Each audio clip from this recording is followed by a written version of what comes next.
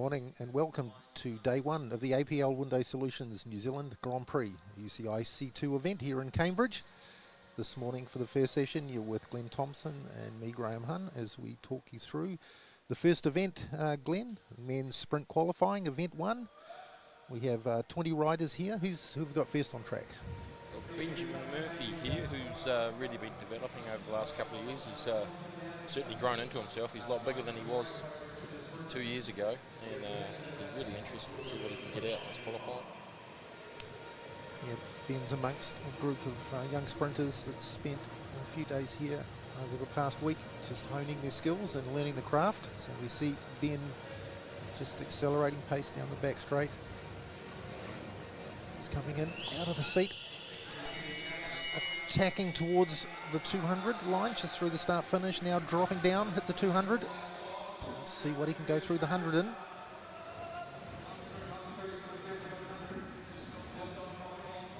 So 5.3, so should be around a 10.6, 10.7 maybe?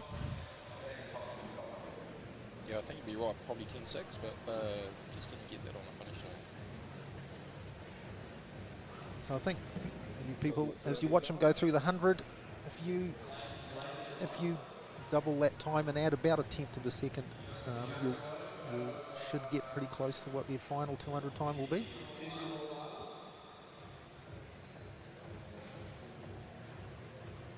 So next rider on the track, you see Leighton Riley from Lake Manawatu.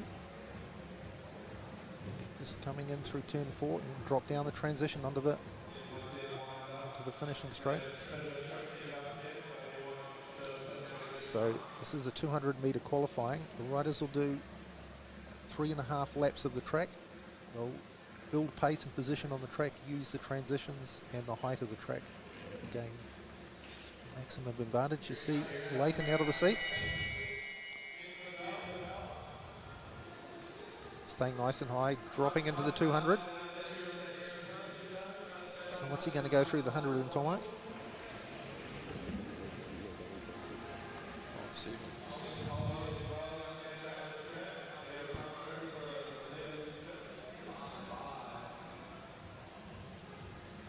Yeah, the different riders, as much as this seems simple, 3.5 laps and a 200-meter time trial, there's so many subtle differences.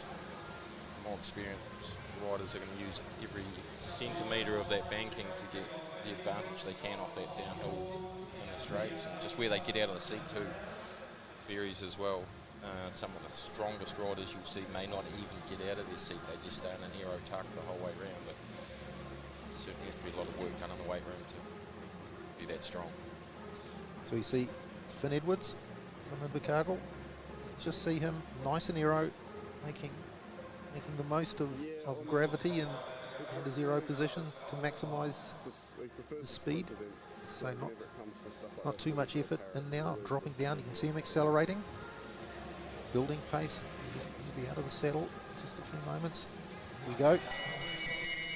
So we see him riding nice and high, starting to drop off the transitions, using maximum effect all the downhill parts of the track.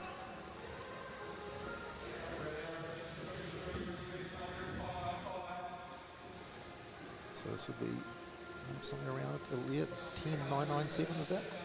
Yeah. It's a nice time. Another rider that's been here this week, training and is working on how to become a better sprinter.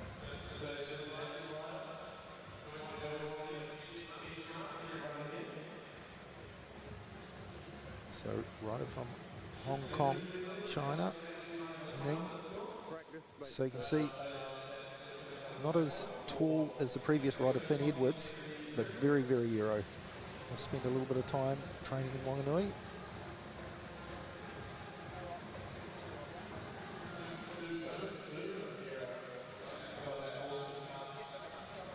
So it's about building speed here with minimum effort before they really explode into the last 200 metres. So it's 3.5 laps with the final 200 metres of what counts.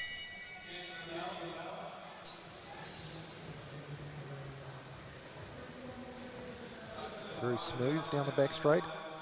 just running through.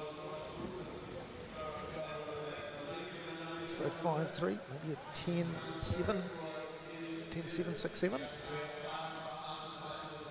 Yeah, those guys have had a great time training in Wanganui. The feedback's been fantastic. The Shetty family, they're looking after Hong Kong, China.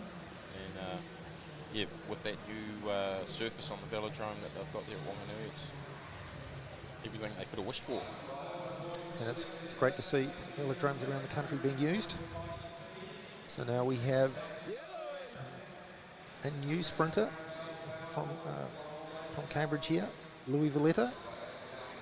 He's just transferring across to track sprinting at the moment. Just soaking up everything he can learn. I believe Louis came across from athletics. So got early out of the saddle, a lot of power, nice line. So just dropping into the 200, clock will start.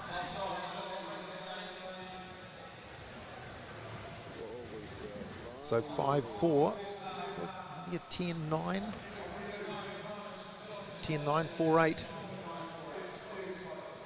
So just a reminder to you train spotters there with your stopwatches at home, if you look at the 100 time, double that and add about a 10th is where you should be.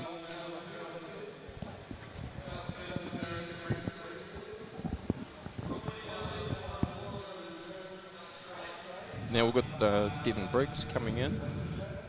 Devon did have a little bit of bad luck earlier this year, crashing prior to the Olympics and not being able to race, but it's great to see him back out here now.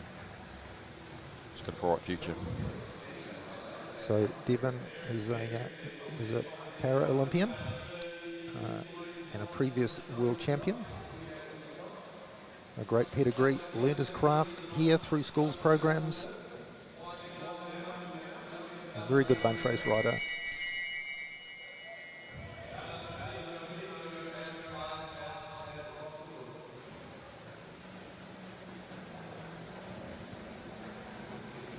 We're going through in 5-6. 11-3, 11-5-3-1. Another young rider from Cambridge here, attending St Peter's School just across the road, Flynn Underwood.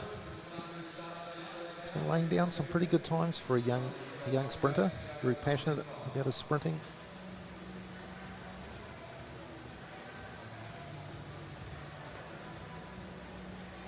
Be looking for a time somewhere around 10-5 or 10-6 this morning. I think he's pretty close to that during the week, so interesting to see what he lays down here. So obviously this is the men's sprint qualifying. Off these, all the riders are seeded.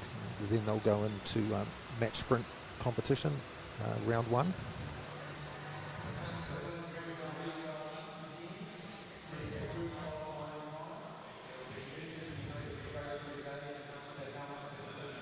Out of the seat, calmly building up a bit more pace.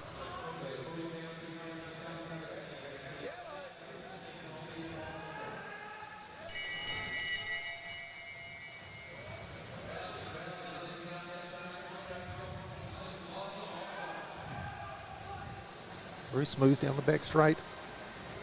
5-2. That's 10-5. 10-5-2-3. Very good progression from him over the last week or so. Yeah, I think for the velo racing he did So while it looks reasonably simple, this process of the run into the final 200 is there's a lot of technique that goes into that, a lot of timing, just building speed, not using too much energy. So most of the improvement you see with these young riders is just time spent doing that and just really understanding how the track's put together, the transitions, and how to maximise their speed, especially obviously through the last 200. So Ed Sims from Auckland, Counties Manukau kit.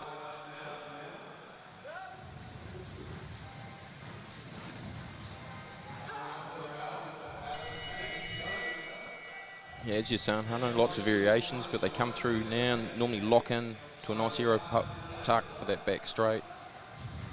Stay low on the spanking. So 5-3, maybe 10-7, 10-8-0-0.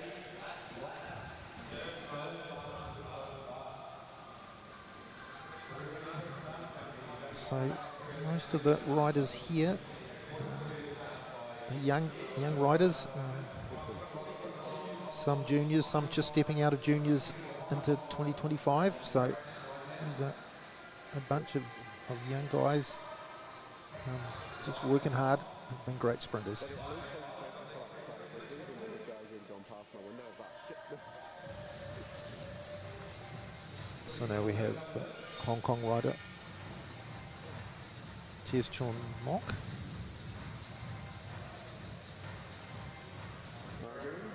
Another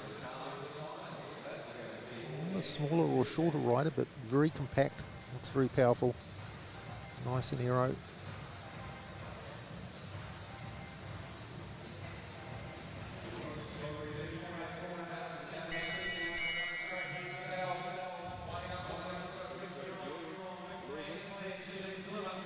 So dropping in late into the lane. So 5-1-8, 5-2. So that's probably a 10-3.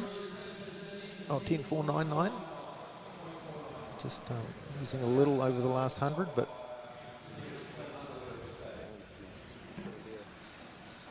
so fastest time. Flynn Underwood second.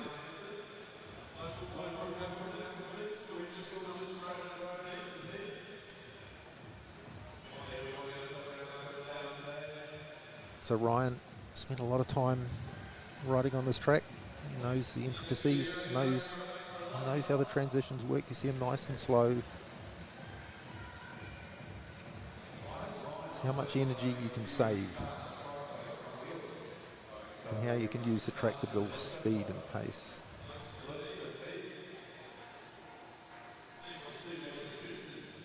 He's calmly out of the saddle.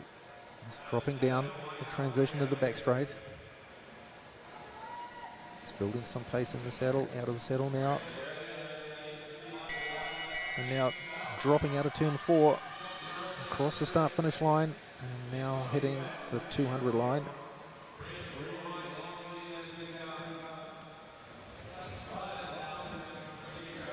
So 5-6, looking like 11-3, are we? 11-2-9-1. Didn't help much.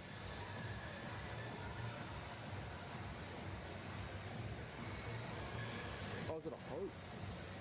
Oh, fancy.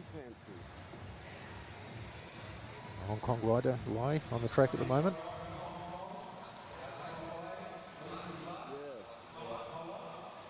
I thought it was just one of the Velodrome ones, and I was like, ah, yeah.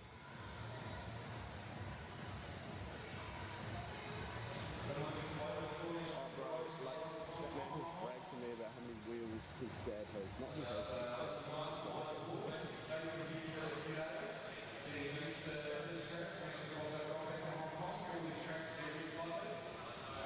So he's starting his wind up a little earlier in the banking, sitting back down. And he's launching his sprint. It's a little different to some of the other riders, but looks pretty effective. See how nice and smooth he is down the back straight. Very little movement through the back and shoulders and head as he drops through 5-3, so it's probably a 10-7 time. 10-7-8-6.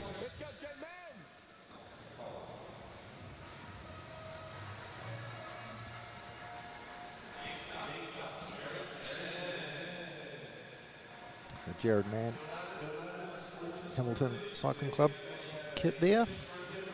Another young rider who's spent a lot of time here training and racing. Not many know these boards as well as Jared.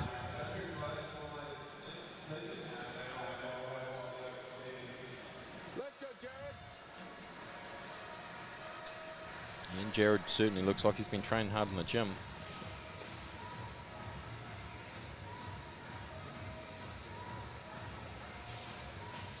An event of strength, power and speed, bringing all of those three things together.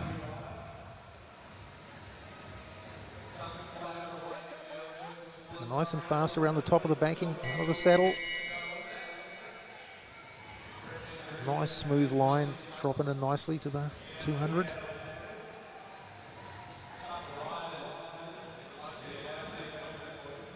So 5-2, so maybe 10-5, 10-5, 7-8.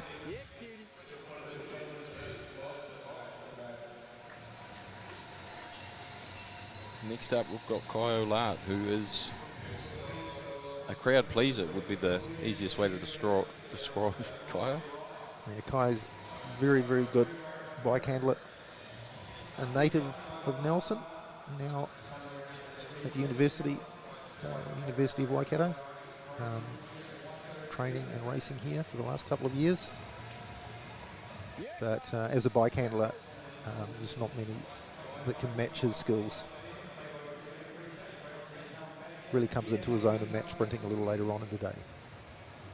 Always seems to be enjoying himself as well, Hunter. He has fun while he rides his bike. Exactly.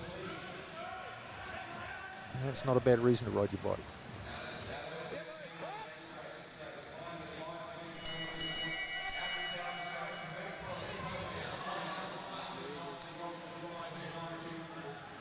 And he's going. Yeah, he's going good. He had a ride a very good time during the week. 5-1, so we're looking at maybe 10-2.5, 10-3, or 10-4.09.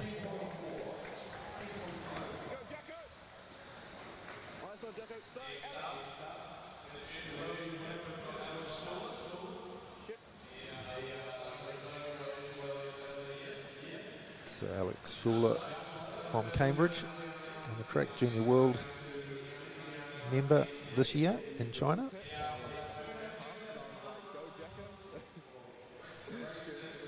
Another very powerful young man.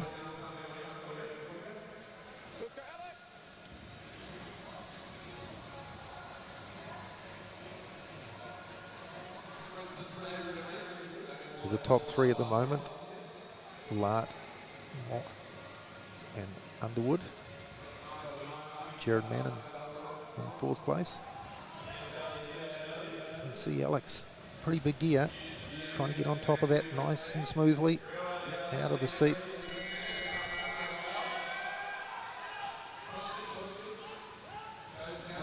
Sets the timing away. 5-1, so probably 10-3, 10-4, 10-3, 7-6. So we know that the atmospheric conditions here today aren't optimal. Very nice weather outside, nice high air pressure, nice sunny warm day here in Cambridge. So higher air pressure is not conducive to maximal speed, but we're seeing some pretty good times from some youngsters this morning. He'll be interested in what Jackson Russell does here. He's a medalist from the Junior Worlds in the team sprint, so certainly got some pedigree to. And again, a really skilled rider on the bike. Another young rider from here who's honed his craft through the schools system. A lot of time on this track. So nice and smooth, really building speed. Now out of the saddle and attacking into the start.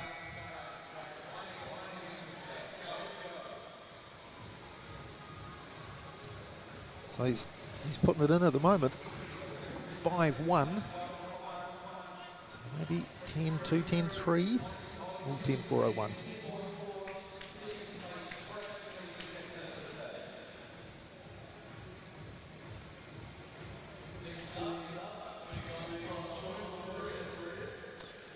So the rider just coming down the finish straight at the moment on the rail. Tom Choi, a Korean rider that's now at school here in Cambridge in training, rode Junior World Championships for Korea this year. I believe he was third in the sprint.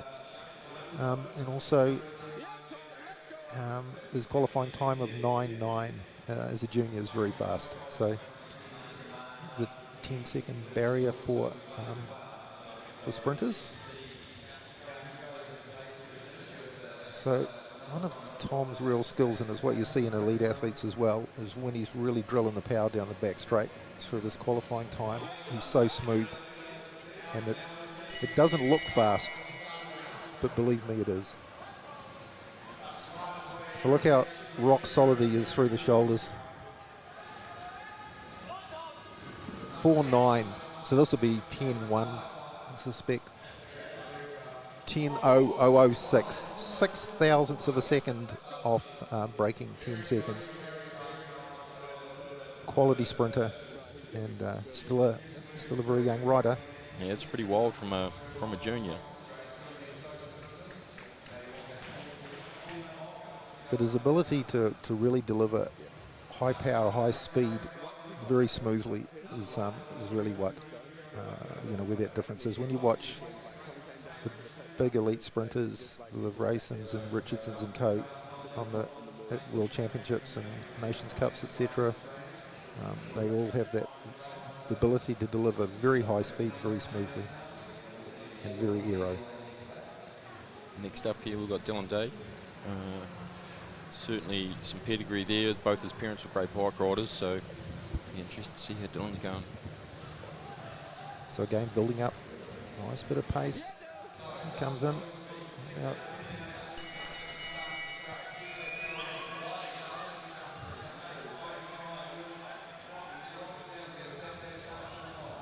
Quite smooth. So 5.0. Well, this is a good little time. 10.3, 10.280.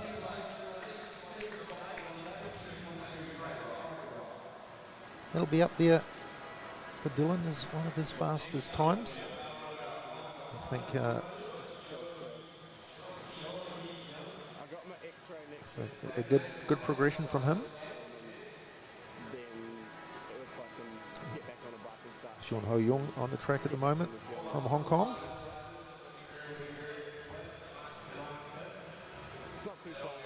Again, all of these Hong Kong riders very aero.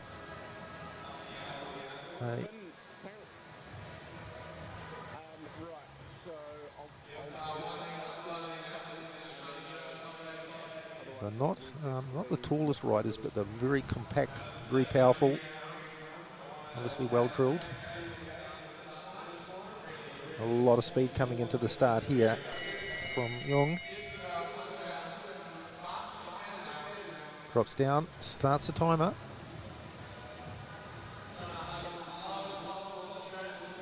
So 5.0, this is 10.2, maybe 10.3 at the most.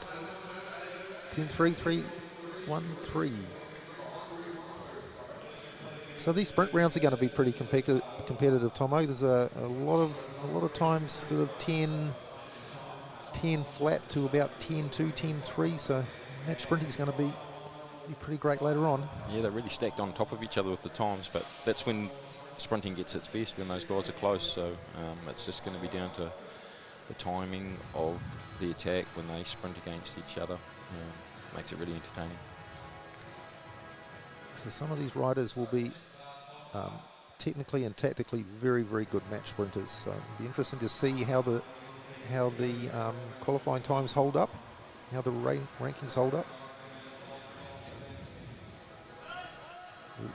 Short Hey Toe on the track at the moment. Very big gear. Building some pace with that. Going powerfully out of the saddle.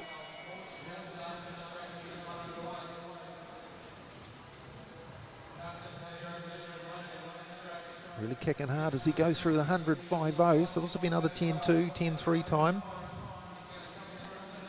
10.259. And on the track now, New Zealand Olympian Sam Dakin.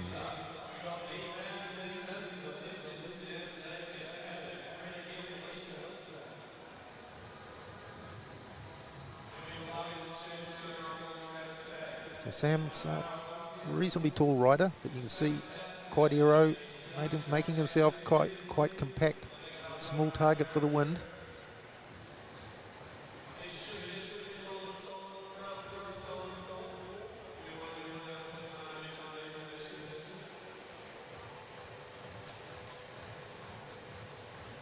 I'd imagine he's just about worn a groove at the top of this track. He's ridden around the top that many times. Yeah, I'd say he would be. Another rider who knows this track. He's been riding this for probably about 7 or 8 years.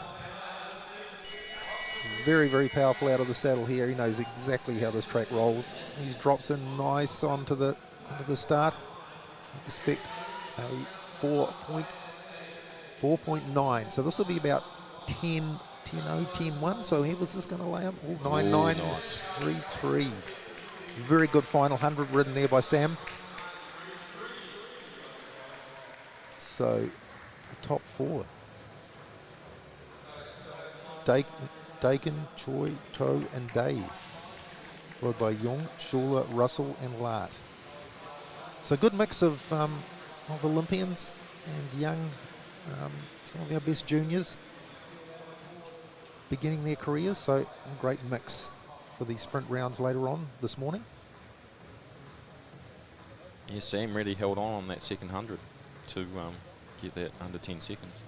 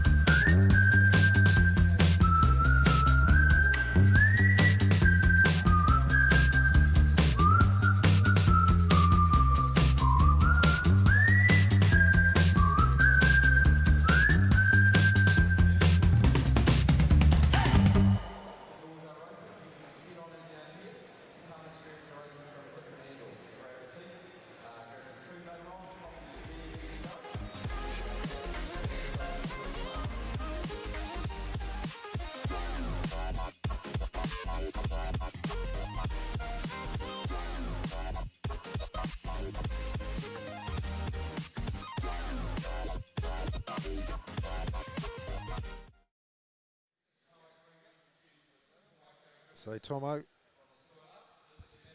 we have event 2, women's scratch race. Australia's Claudia Marks and Lauren Bates, Japan's Ayana Mitsutani, New Zealand's Riley McMullen, Olympic silver medalist Emily Sherman in the team's pursuit, Prue Fowler, Amelia Sykes, Meg Baker, Lucy Reeve, Shayla Sayers and Sophie Maxwell. So this is the most simple race on the track, Tomo. The gun goes and you race for 40 laps and the first across the line is the winner. We don't have to count points, we don't have to worry about where people are. It's about as simple as it gets. Yeah, it's a great event just for the simple fact that we don't have to explain too much, do we? I mean, there's some subtleties to it. There's certainly attacking and everything that comes down, but once they hear that bell, they know what's happening. It's the finish. So the most important thing to watch for here is there will be some riders that will be keen to attack and look to take a lap. So watch out for that. But in a scratch race, we know that invariably they'll come to a bunch sprint, and what happens in the last sort of 4 to 6 laps of positioning and just preparing the positioning and timing for the sprint is the most important thing. So very difficult to come from the back to the front of the race in the last 3 laps or so. So where you position yourself coming into the last sort of kilometre is very, very important. In this race, you know, being 40 laps, 10 Ks, it's not going to take that long. These girls will clip along well over 50 Ks an hour for most of it. Now and again they might back off, but the racing's just become more and more aggressive, so I'd expect this to be sort of an 11-minute race. So Meg Baker from Christchurch, Canterbury, leading them away. Elena Worrell.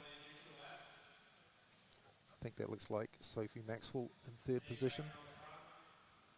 She went to Junior Wells this year and last year, I'm pretty sure.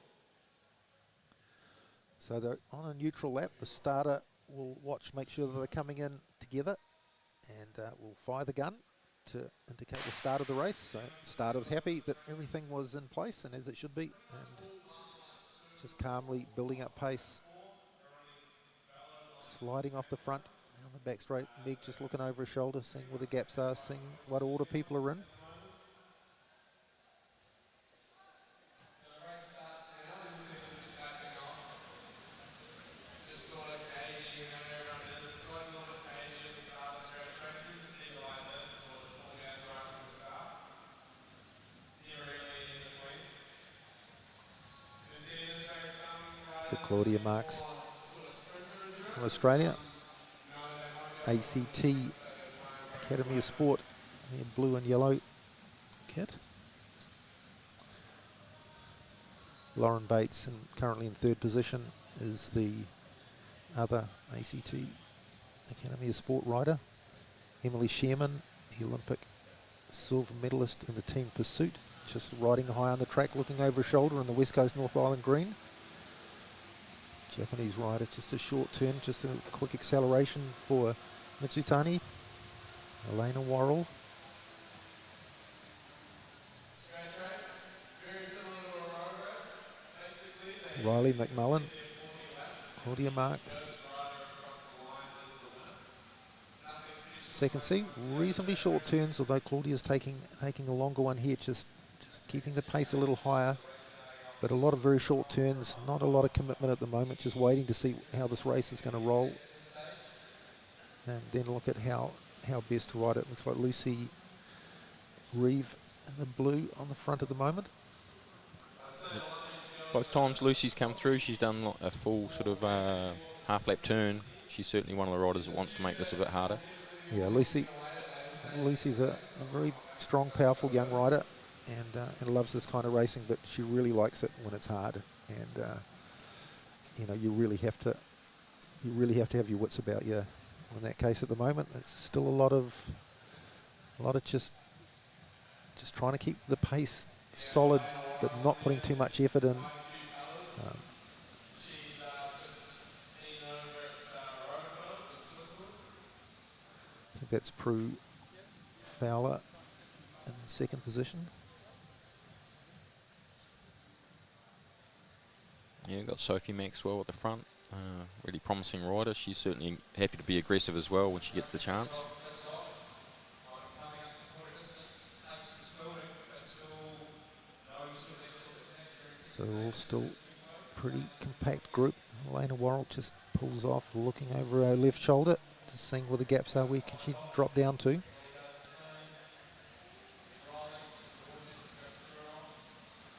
Hannah Payne in the green, yellow and black Termity Sports. And this is sort of often how a scratch race can play out. If there's no real attack early on, then everyone is happy just to roll through and off. And it does keep the pace just high enough that there's not that pause when someone can really throw an attack down. So far we've done 10 laps. Yeah, some will be liking a little bit of pace, just enough to stop people from riding off the front, from attacking, but not enough to nullify their sprint at the end of the race. So people very, very focused on the sprint. Others focus more on the event, on the race being a little harder. Haven't seen that yet, but you just get the sense that when things back off a little bit here, that a couple of riders are going to really push ahead. Let's just see how much damage they can do to the bunch. Got a very mixed bunch today. A lot of younger riders, a little bit less experienced, and probably some of the most experienced riders in New Zealand, I think. You know, you've got riders like Riley McMullen and Claudia, Riley, That looks like Meg in third place, Hannah Payne. Looks like Sophie Maxwell is leading them through at the moment. She goes up. Sutani, the Japanese rider, just riding behind Meg, high on the track at the moment.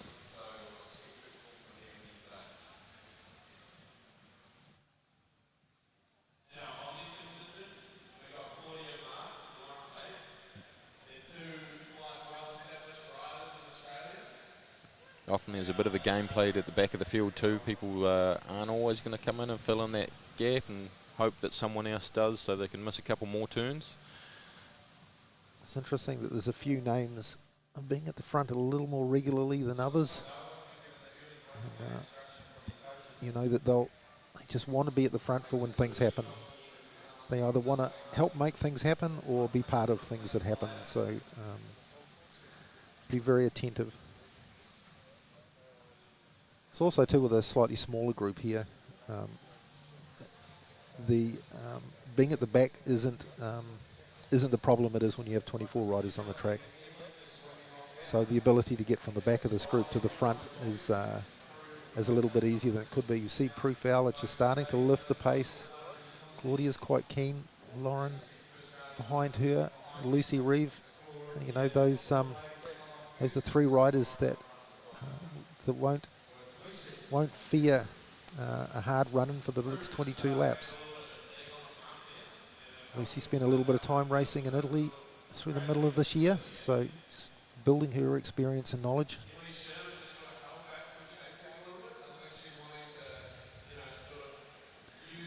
So we see Meg, does that look like Amelia Sykes?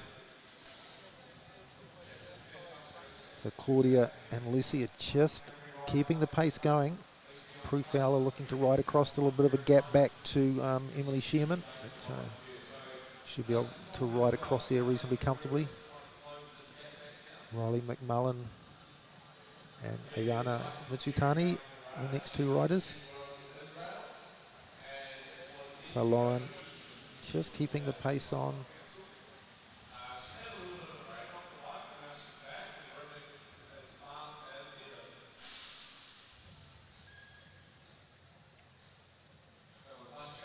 So still with 18 laps to go, we're getting probably to a point where they might get a bit cagey again. Yeah, I think there'll be a few will be thinking that this is going to come down to a sprint of most of this bunch, or if not all of the bunches here at the moment. So they'll be making sure that they can hit the final kilometre as fresh as they can, in good position, and able to really unleash a final lap that will lead to the podium, or victory even.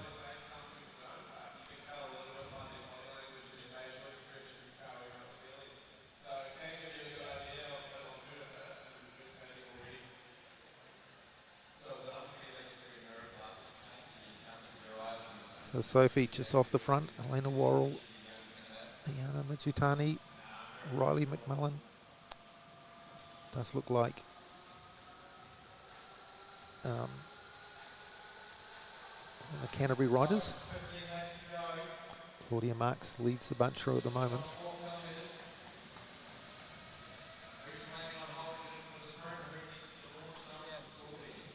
So 160, the Canterbury rider is Amelia Sykes. It's great to see Amelia back at the sharp end of racing. Very good junior rider. Now committed to seeing where cycling can take her.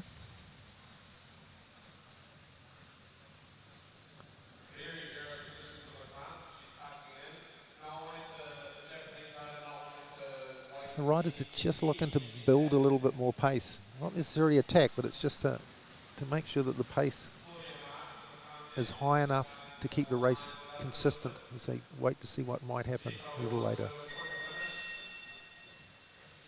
With 12 laps to go.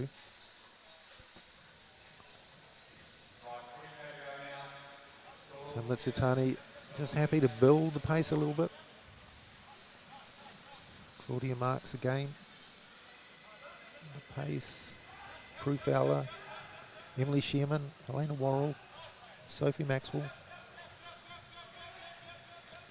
Does feel like it's going to come down to a sprint here, Hano. I don't know if there's going to be a real shake-up in this last 10 laps. No, I think it's at that kind of dangerous point at the moment where an attack now is likely to be brought back and really compromise your ability to, to make the final sprint. So it'll be a lot of very attentive riders making sure that something they can't manage doesn't happen. You see they're quite happy to keep the pace up a little higher, keeps it in single file, stops the attacks, but also keeps them fresh enough. And we'll just see who really wants to position themselves in about another 3 or 4 laps time.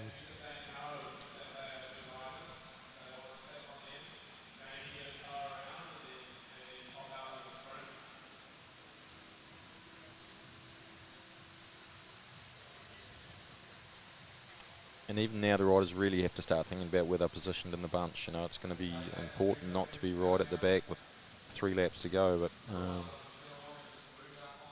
and be really clear who's in front of you. Who can help you maximise your sprint, but also who in front of you might let a gap go. You really don't want that to happen. So just be really clear on the riders you have around you, what position you're in, how do you get from the position you're in to the position you need to be to make a great finish here. So 7 to go. So the group's still rotating through pretty quickly. So from the back to the front isn't taking much more than a lap or a lap and a quarter.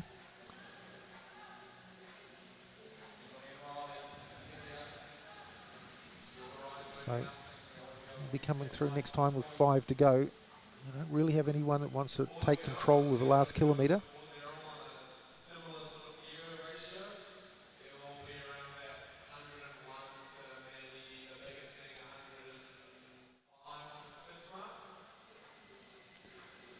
The Japanese rider has always been attentive.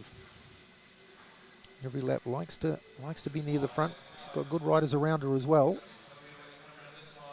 So Lauren Bates,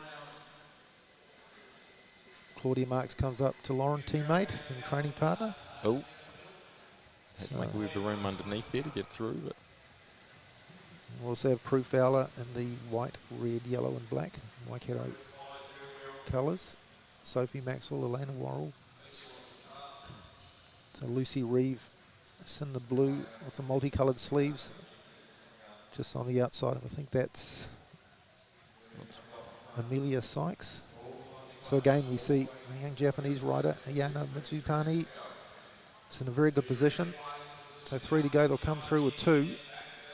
So really want to just build some pace to stop the riders swamping from the outside. So you see the riders very high. They're looking for a way forward and out of this. And as the pace is built on the front, it gets harder and harder for those riders to force their way to the front. So 2 laps to go. yeah, Mitsutani is in a great position. Hasn't had to commit completely yet, and probably just waiting for a rider to come over the top to jump onto. And here comes Prue Fowler, being that rider. So Prue drops down. Japanese rider follows her through. Meg Baker, the Canterbury rider, chasing Prue. Meg just kicking over the top of her coming into turn 3. And Japanese rider Mitsutani coming through. So how's this going to pan out? We got Fowler, Baker. Looks like Baker will take this from Mitsutani, and Prue Fowler in 3rd place. Looks like Riley McMullen and Emily Sherman being the next 2 riders across the line. So very smart sprint from those riders at the front, just maintaining good pace, keeping the pace and stopping the riders from swamping from the back. So as we saw during the race, Japanese rider Mitsutani was very attentive around the front, and we can see that paid off in the finish, Tomo. Yeah, that was a tactical race, like sometimes those riders wouldn't have found it very difficult, but it's still that positioning in that last 4 laps just critical. And Meg coming through for a sprint like that, that's great. Should be stoked.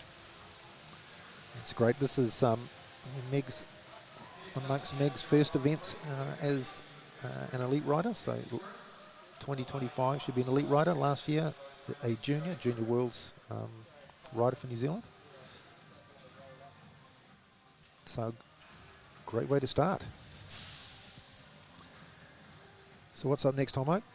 Got the men's sprints, 8th finals.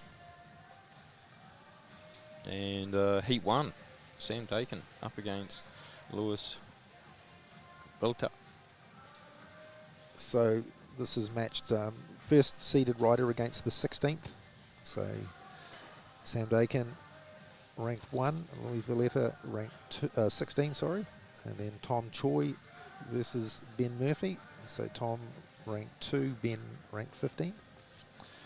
And Chuk Hei To against Ed Sims in the 3rd heat. Dylan Day versus Wang Kin Lei from Hong Kong, China in heat 4. Sean Ho Yung against Poli Ning from both riders from Hong Kong. Alex Schuler versus Jared Mann. Jackson Russell versus Flynn Underwood. And Kai Olat versus Chi Chung Mok. Yeah, So no, those last few heats, those are the ones where they're really even on time from qualifying. So yeah, those are the hard ones. You've really got to be on your game there. The difference in time between those two riders, with those last 3 heats, Schuler, Mann, Russell Underwood, Lat and Mock is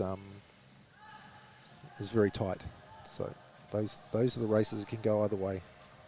yeah, we both mentioned Jackson and Kyo has been great bike handlers, so that should give them some sort of advantage, but you just never know when it's really that even. One mistake and it can be all over.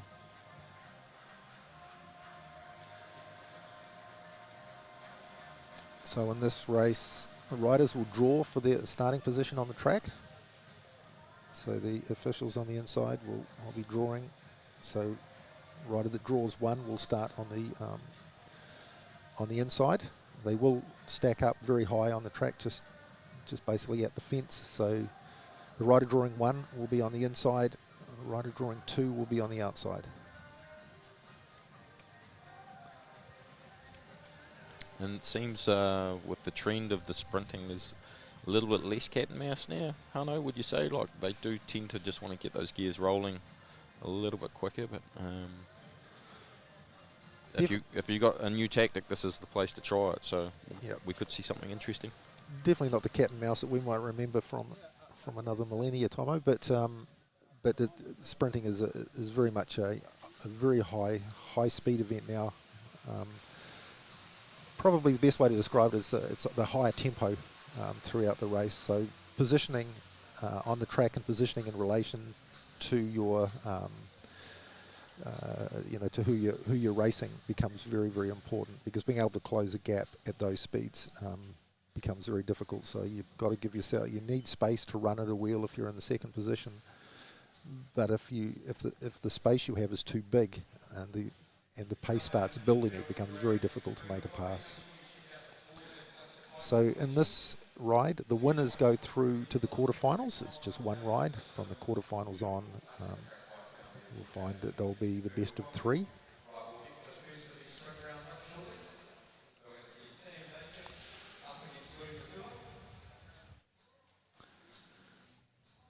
This is really exciting to see Sam coming out for a sprint. You know, it's a thoroughbred when you see that fella.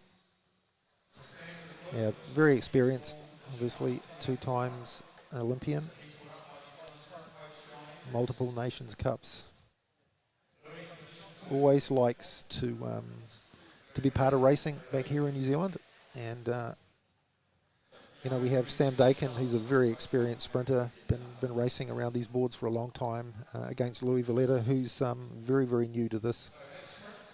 Just transferring across into track sprinting.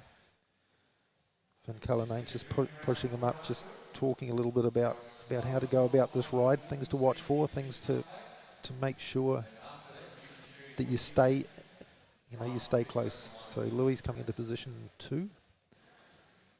So the rules here is from the start, Sam must move away and ride to the pursuit line in the middle of the back straight at better than walking pace. So he must take the lead unless the 2nd rider chooses to take the lead. So he can't force Louis to go in front of him until after that pursuit line in the centre. So There's a few rules around how this race starts.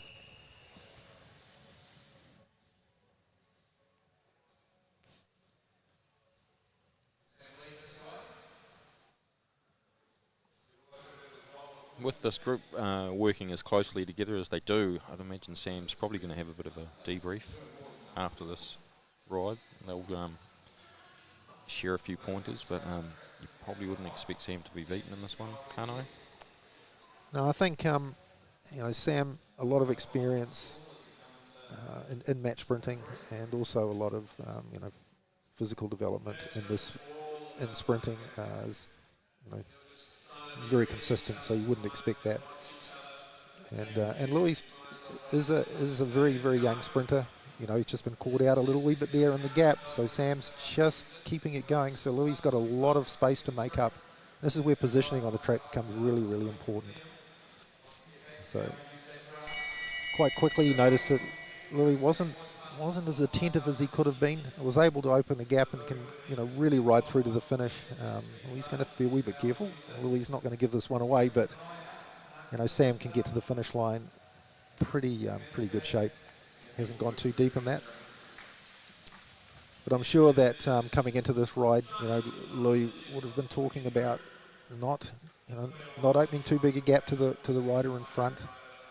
Just making sure that, you know, you're able to be part of the race, and you know, you'd look up and all of a sudden it's like, oh, there's another 10 metres and I don't need that. And now I have to try to close it down.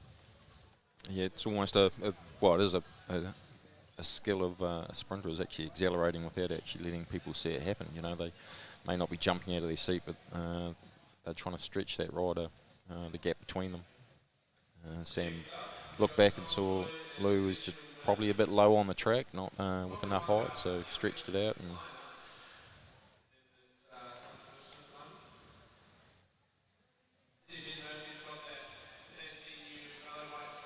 so Tom Choi just coming out with Jason Russell into position 1 by the look of it. Ben Murphy taken to the line by Callum Saunders. Callum now back in Blenheim, working and coaching a great group of young athletes down there. Callum was in the sprint program here, and chose to move on earlier this year. Great to see him passing on his knowledge as a young and developing coach. He's been here for a few days this week and having a great time. So anything could happen here, Hano. We've got a couple of young guns. We have one rider who has some success on the world stage and a lot of experience. Tom Choi in the Korean uniform in the front. And we have a very young rider, Ben Murphy, who's just coming out of under 17 into under 19. Is developing as a young sprinter of note, and this will be very interesting. Again, we see Ben not giving too much space to Tom, getting a little bit of height on the track.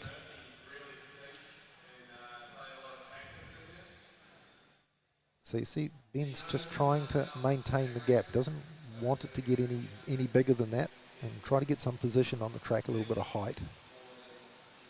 You see Tom just accelerating, trying to keep Ben in that position. Well, Ben's taking a run at him. You can see Tom's just accelerating and moving him up the track. Oh, great move, Ben. Great move. Oh, it's flicked out a little wide out of that corner. But you see Ben now just dropping in the last 200. Tom's now just running at the wheel, sliding over the top of him, and comes out into turn 4, into the finishing straight. He's quite comfortable.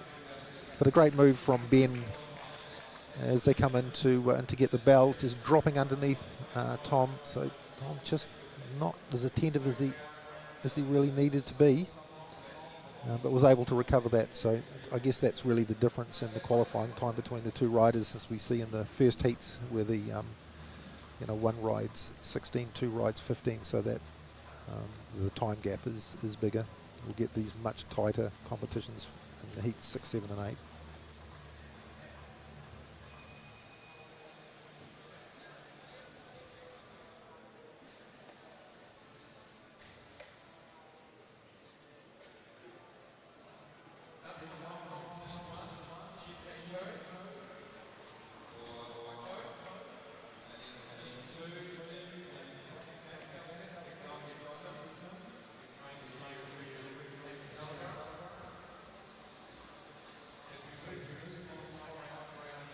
So the Hong Kong rider, To, coming into position 1.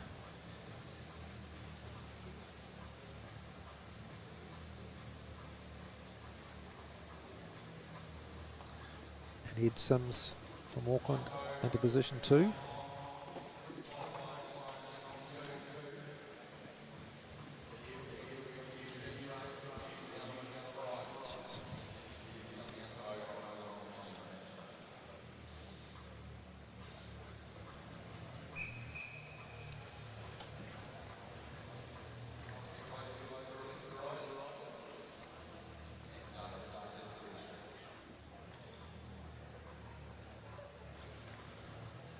So just rolling off this first half lap.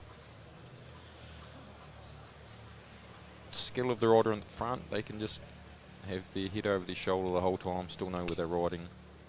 But looking backwards. It's a skill that's developed from a very young age. The ability to look back and ride a whole lap of the track while using your peripheral visage out the front just to see where you are on the track. So you get used to being able to look at the lines and the transitions and know exactly where you are without looking ahead. So obviously Toad just wants to keep the pace out of this early. He's sort of slowed him down.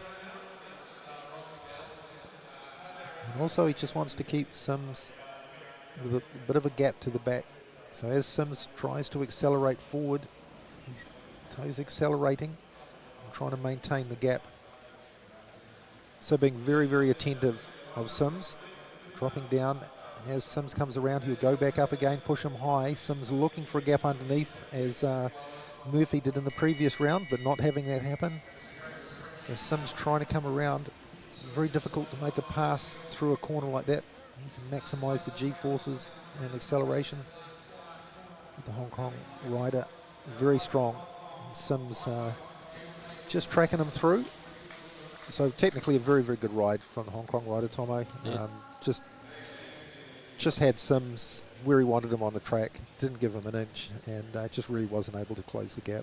Yeah, well, a sprint series is it's many races put together, so if you can get one like that, that just saves that top end for later on.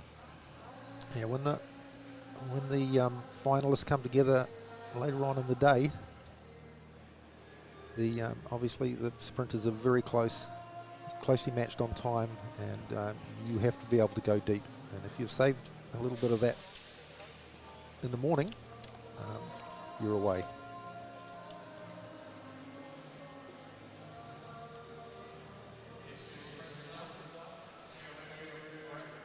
Now we've got Dylan Day coming up with Win Kim Lee. As I said earlier, both Dylan's parents were good bike riders. Ben, his dad, was great road rider. Raced the track as well, but Penny's mum, she was a sprinter for New Zealand, so certainly pedigree there.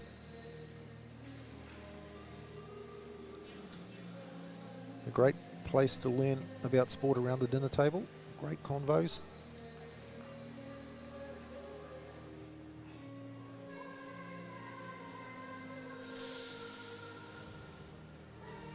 Real sprinters duel, they're staring straight at each other.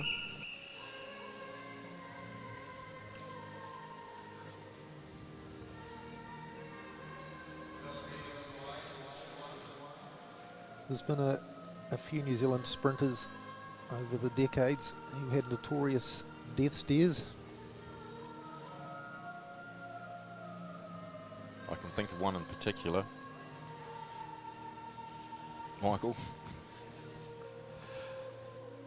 It was something to behold. He showed me it one day, and yeah, it was quite frightening. Yeah, he could turn concrete to marshmallow with that stare, but a classic and a great sprinter. So you can see the Hong Kong rider really doesn't want Dylan to pass. Dylan's trying to either force some pace or trying to get to the front, but hasn't been able to. The Hong Kong riders are very look to be very experienced at match sprinting. Both committed. Both Dylan's committed. taking a run, but hopefully he gets over his hip. So yeah, he's He looking has. strong at the moment. Looks like he's going to make this one through to the line. So far as we hit heat 5, the faster qualifiers have all gone through. So tactically a very good ride from Lei, the Hong Kong rider, but just wasn't able in the end to hold out on the better qualifying time of Dylan Day. Again, you know, good reason for these competitions is our sprinters don't get to race a high level that often during the year, and every time you have a competition like that where you've really got to, where you're really testing yourself, your skills, your technical and your physical ability, you know, but it's just going to make you a better bike rider.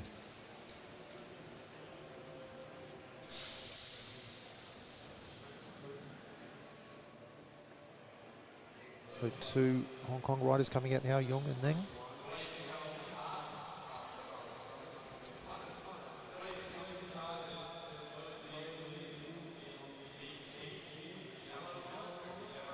So Young's in the white helmet with the fluorescent green on the top of it. Was the fastest in qualifying, but with these two being teammates, you'd really think that they'll know each other well, so this is where tactics will...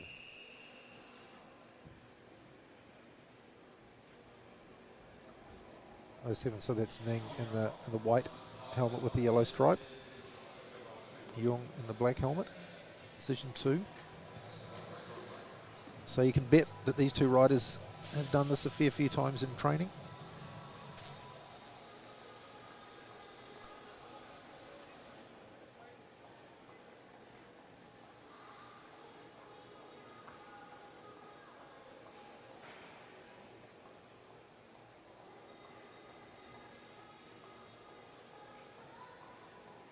So Ning quite happy to give up the lead position. So he'll be comfortable that his best shot is coming from position 2.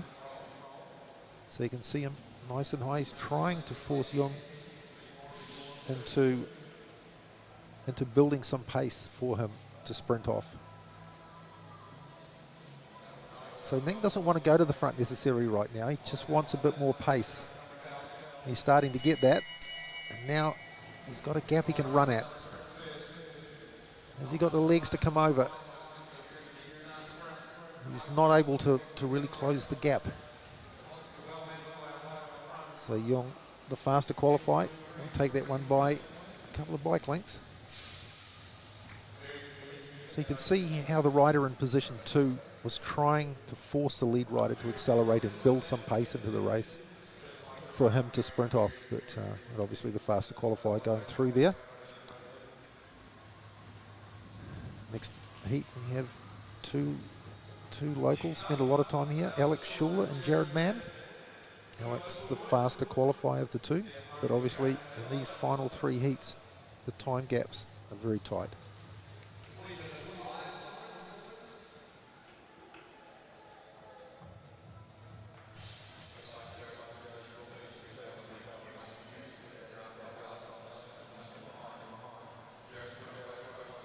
Yeah, there is a bit of a size difference between these two, but track sprinting's had many fantastic sprinters that have been Jared's size.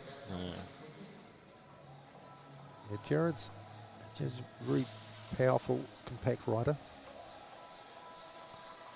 And Alex, obviously a lot taller.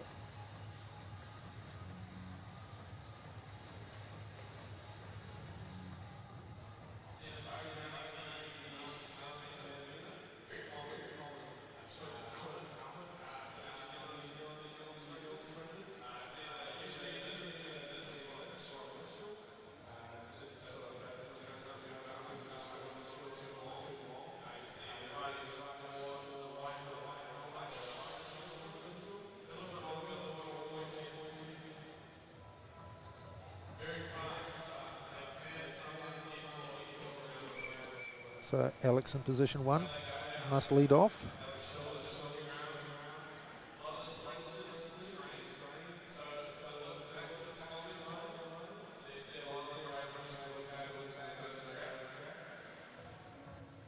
So Alex must lead for this first close to half a lap. Jared can take the spot off him. Obviously, Jared's quite happy where he is.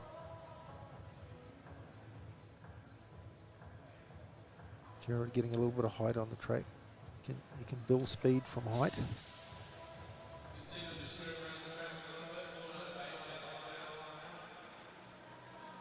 So they'll come out of turn 4 into the finishing straight. See Alex just move up higher on the track, getting a bit of height. Just able to cut off Jared's attacking lines. Just building some pace, holding Jared back into that space, moving up to keep Jared pointing high. Very early sprint from Alex as he just steps onto it, about 90-odd%. Now as he drops in with 200 to go, he's pretty much full gas. You can see Jared just running at the wheel, he's quietly closing the gap, and now he'll accelerate through turn 4 and see if he can make the pass. But no, Alex is just a little bit too strong. But the timing and the movement of Jared in that sprint was great. Alex, the faster qualifier, so in the first 6 heats, the fastest qualifiers have gone through. Probably as you would expect. Yeah, Alex just seemed to have a little bit extra in that last sort of third of a lap, and sort of kicked on. Jared did do everything right, but just Alex had a wee bit extra.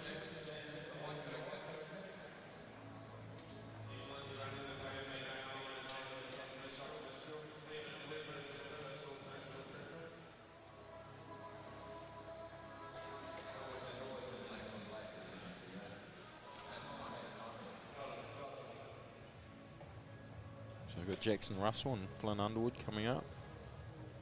Callum pushing Flynn up now. Flynn wearing the Team Eddie Sports Cycling Club uniform. It's like Flynn has drawn position 1. And Jackson Russell will come into position 2.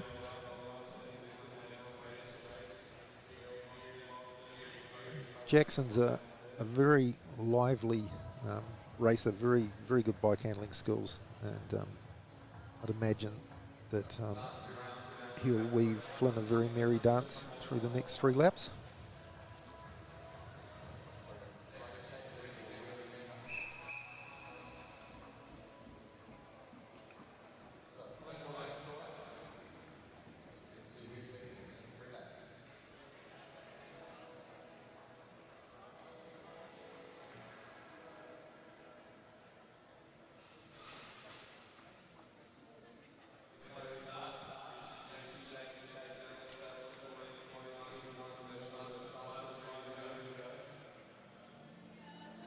So Flynn will just need to be a bit careful, doesn't slow up too much. The commissaires can restart the race, but I've got through that point now, so it's all good. It's probably about as minimum speed as you can run through that part of the lap.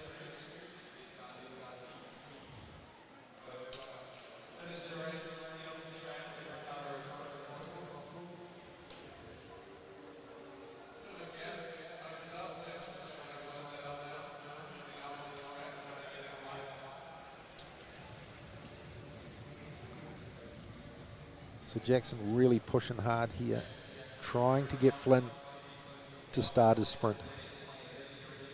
Jackson getting some nice height. You see dives underneath. No, doesn't want to go yet. So Flynn can push up and hold Jackson high. But he's got a nice gap to run out there. And he's running pretty quick down the back straight. Turn 3 drops over the top. And as he comes into the finishing straight, he'll drop clear into the sprinter's lane. And in the end, a pretty comfortable win, but Flynn held his nerve in that one, Tomo. Yeah, Jackson did a good job of controlling him from the back, but Flynn didn't make any mistakes. It's just when push come to shove, Jackson just hit him. Yeah, a little bit of experience too. Yep. For Jackson. I think we can expect a little of the same here. Lart and Mock, 2 very close qualifiers, and Lart. Tactically and technically, great rider. A great showman.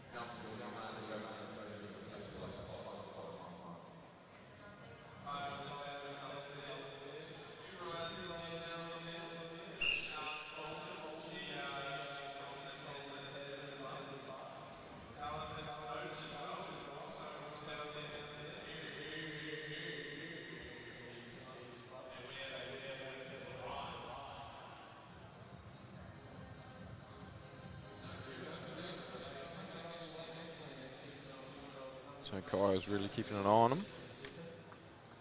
That first half lap just covered. This should really be our closest battle. The two riders qualifying so close together.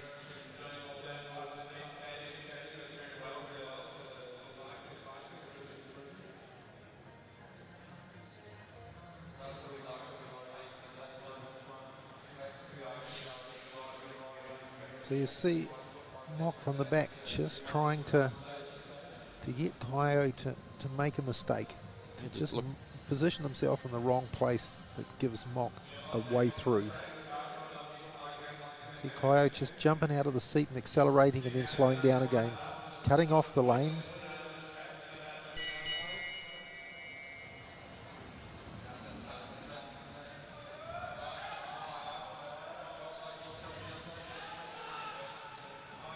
It's going to be a big job for Mock to come over the top of Lart now, but he's going to be pushing down the straight. No, he's flagged that one away. So Lart wanted a late sprint, really suits his sprinting style, Tomo. So just held him up late, looked like he was going to go, just backed the pace off again, and just did ride a late sprint, but very effective. Yeah, just great skills, like to actually block a rider without breaking any rules the way he did then. He just kept on covering each of his moves until he committed to the sprint and held on for the win. It was good. So the bike skills you learn just playing around on your bike when you're a kid. Ability to really control how your bike operates underneath you. So now we see Finn out with the motorbike, so must be Kerin time.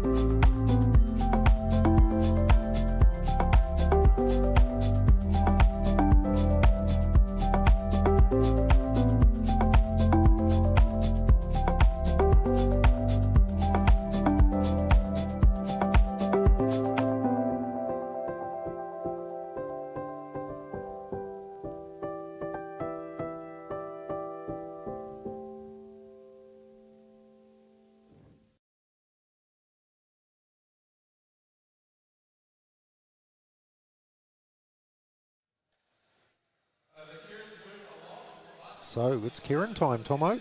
Yeah, that is exciting racing. It's some of the best stuff to watch. These guys, well, girls in this case. I know to me, the noise that it makes going around the track is just one of the effects that you get from it. You know, it's like the running of the bulls in Pamplona. They just throw it down. Anything can happen. So the great thing here in these two heats in the women's Kerin first round is that we have some young riders riding their first big competition, racing against Olympic medalists, and in Heat 2, the Olympic champion, Elise Andrews. How cool would that be if you're Erin Green racing in Heat 2 as a very new young sprinter with Elise it's just we're so lucky to have that happen here. You know, those kids, they'll never forget it. You know, it's just an opportunity. You may not be able to say you ever beat her, but you can certainly say you raced her. So in Heat 1 on the inside, looks like we have Olivia King, part of the New Zealand team sprint squad. Sian Fulton in position 2, Olympic silver medalist in the team sprint. Loves Kerin racing. Minnie Collins in the green of bike Manawatu. 151 is Phoebe Tung from Hong Kong. And then we have the other Hong Kong rider, Cho Yu Yong. And then at the back we have Waikato's Sophie de Vries. So the bike will accelerate through these 3 laps up to 50 kilometres an hour, drop the riders off, and then the riders will have 3 laps to finish. So in this part of the race, the riders can't pass the front of the motorbike, so they must stay behind the front wheel of the motorbike.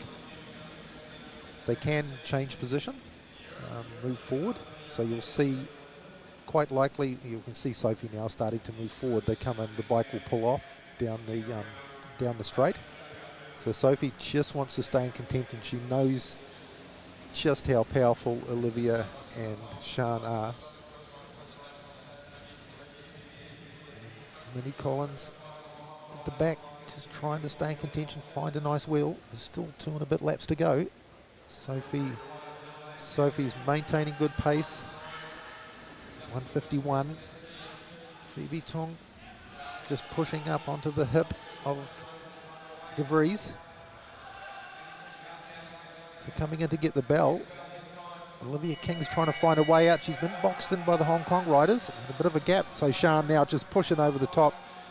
It's like she'll drop down. Just see how powerful she is. The legs that drove her to an Olympic silver medal in the team sprint. And we can see just the power and the tactical nous of the riders. So coming across the line there, 2 Hong Kong riders and Olivia King. So not sure of the final result. We'll see that up on the board in a few moments. It was close between those 3 coming over the line, so I believe it's the first 3 that go through to the final. It will be, yes. Oh, actually, they I believe they're having a semi-final, so as well. So they'll go through to the semi. Yep, I think you're right there. I know. It's a little bit unusual in that we have 12 riders, 6 riders in each heat, and all of those riders will go through into the semi-finals, and their place in the semi-finals will be based on their place from this race. So the winners, so Sian and the winner of the next heat will be in different semi-finals. Just a way to ensure that we have 3 rounds and the riders get plenty of racing. So just down in the infield at the moment, the riders will be drawing for their start position.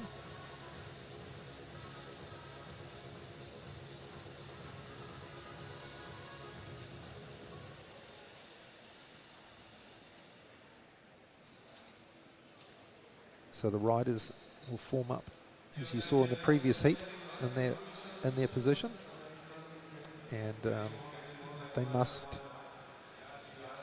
take the race at the start in that order. When this event first came onto the world UCI scene, basically off the start it was a free-for-all. I think they decided quite quickly that they didn't really want a free-for-all.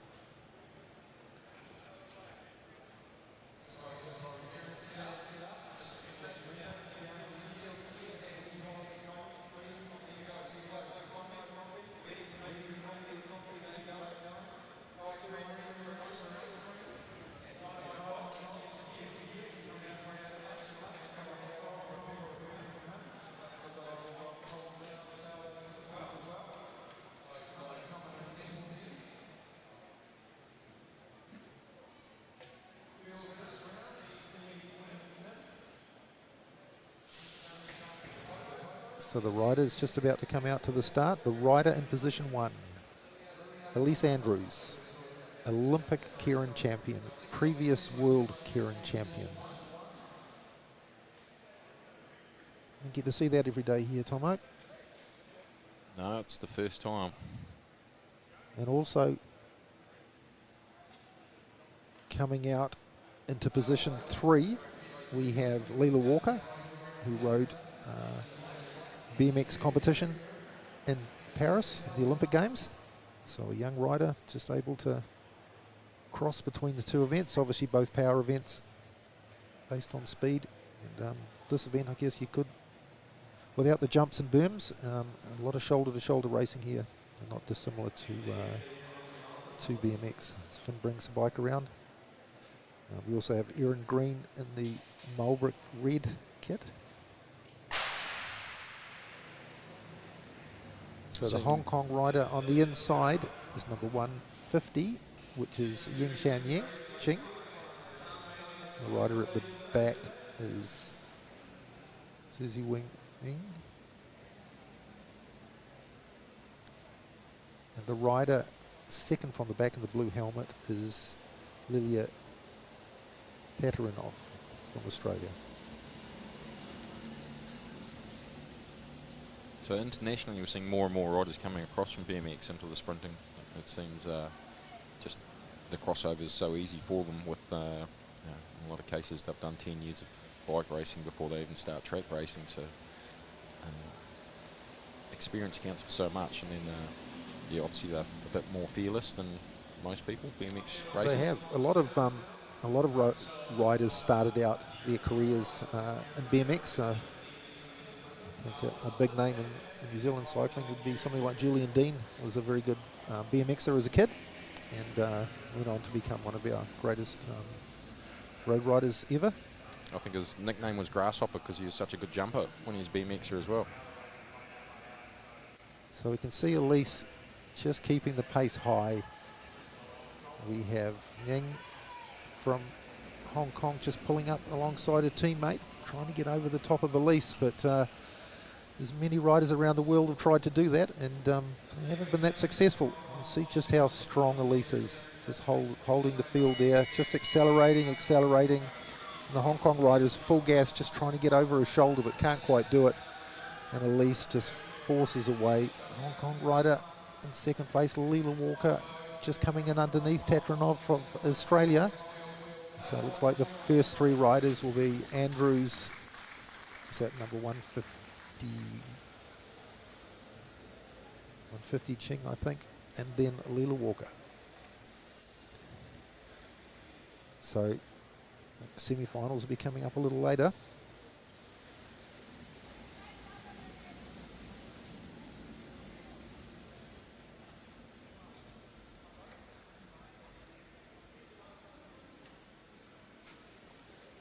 So what have we got coming up next, Tomo?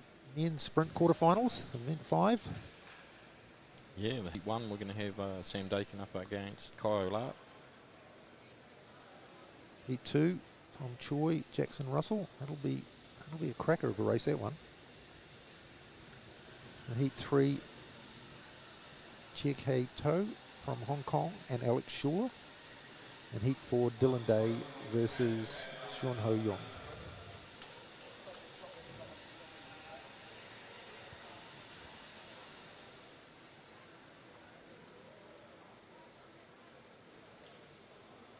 So events like this are a great opportunity for these very young and new riders to rub shoulders with Olympic champions and people with many years of experience. So what better place to learn?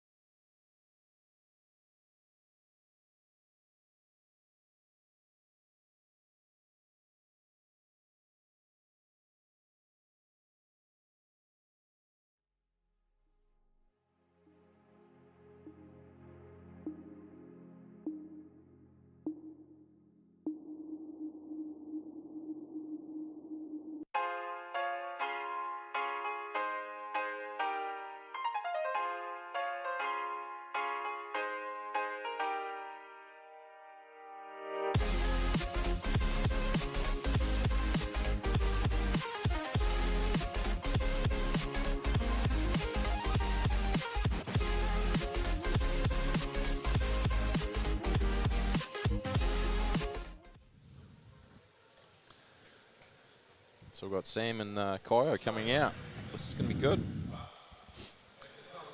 Well, I'm sure that Kyo has a great deal of respect for Sam, but I expect Kyo will want to ensure that Sam knows who Kyo is at the end of this ride, so I think it'll be a cracker.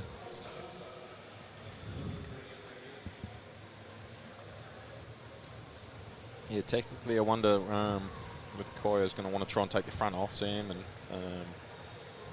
ride him up and down the track a little bit, but we'll see how it unfolds. The Kyo in position 2. Sam Dakin.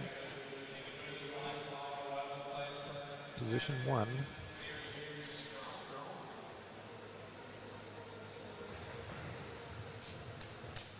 Yeah, it could be a possibility that Kyo tries to take the front right off the line here.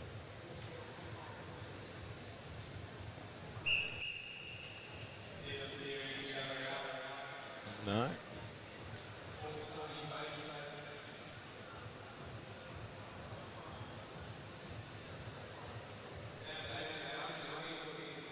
Yeah, Sam will have plenty of respect for Kyo, who'll keep his eye on him the whole time. He knows he's got plenty of tricks.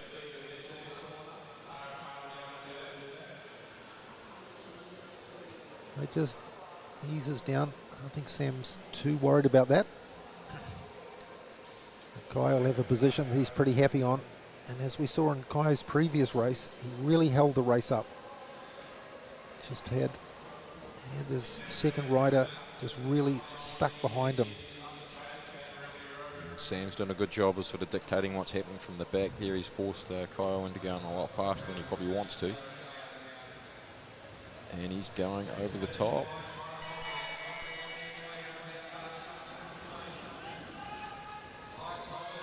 Yeah. Just a little bit stronger, bigger guy. He's just able to just really squeeze the watts out, comfortably take that one.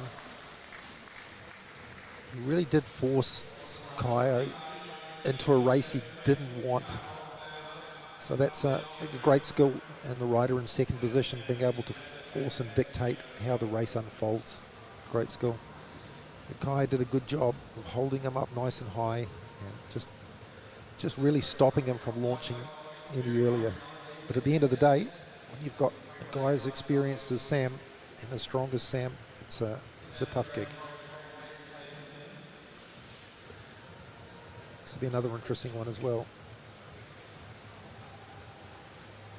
Both riders very good tactically, know how to position their bikes to make life difficult for the other rider.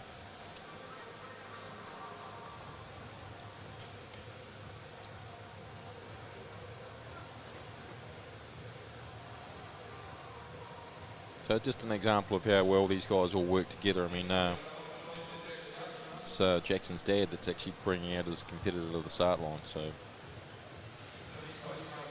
yes, good mates, train together. So I suspect that the good mates bit is probably going to be eliminated for 3 or 4 minutes here, but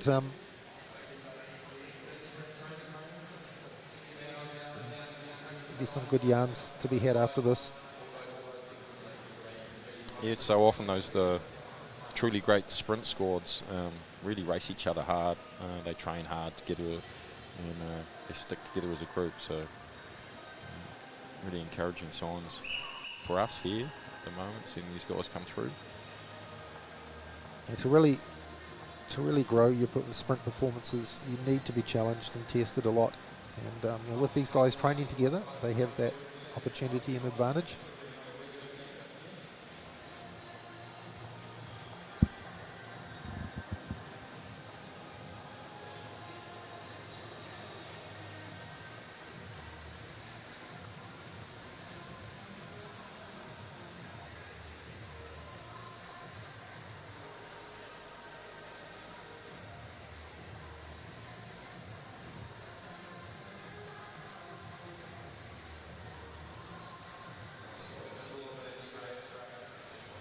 Jackson really wants a little bit more speed out of this, and is able to get Tom to to build some pace.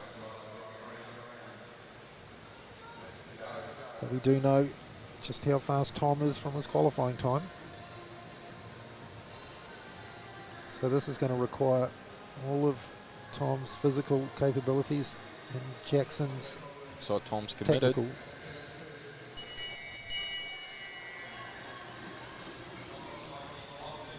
Just such a smooth delivery of power. Jackson's running at him, probably not giving himself quite enough time. And Tom just accelerates out of turn 4 and opens up the gap again. And again, that's really the difference in qualifying time between those two riders. But it's a joy to watch a sprinter like that. He's just able to deliver so much power and speed so smoothly.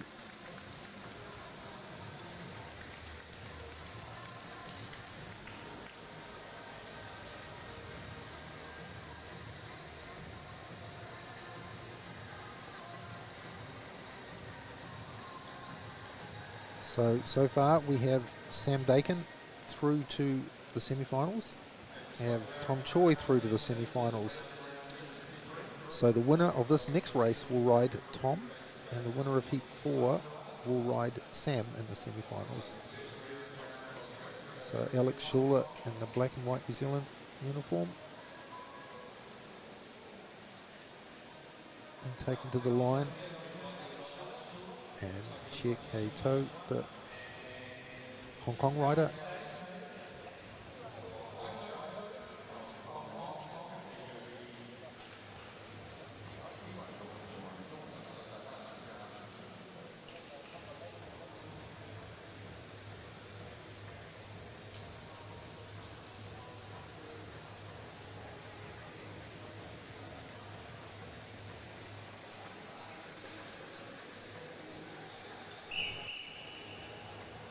So I'm looking forward to this one, Hano. We'll see just how all this training's gone in Wanganui for Tau. We will. And all the training that Alex Schuler has been part of up here as well. So both riders coming in with a bit of recent training time. Time to practice skills, practice new tactical aspects.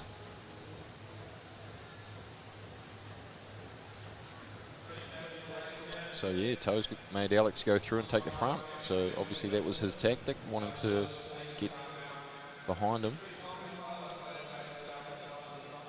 He must really back his ability to come over, because Alex is a big, strong rider. And he's a hard wheel to come over in the last 100 metres. So this will be interesting to see the tactics that the Hong Kong rider takes. You see he's got nice gap to run at, and he's just starting to accelerate now. I think he's trying to get Alex to take him through. You can see the gap there at the moment.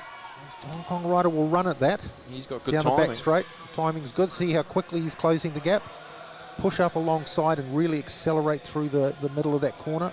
And that's where he needs to get his bars in front here. But Alex, I think Alex might have taken that one. It was close. So again, we see the round with the two closest qualifiers racing each other, and tactically a great ride from the Hong Kong rider, but just not quite able to come over enough through the middle of that last corner. But you can see, just the effect of being able to run at the wheel, as we call it, or just running in the slipstream, and being able to push over the outside. But a great ride from Alex to just maintain his. I'm not sure. Do they go to a photo for that one? Oh, we're on the angle here. I couldn't tell. I know, but yeah, that might be a bit brave of me, to be fair. But it looked to me like. Oh no, like Alex Hong Kong win. Huh? Wow. Perfect ride. That's why they exactly. that's why they don't have me judging. I tell you, it's like.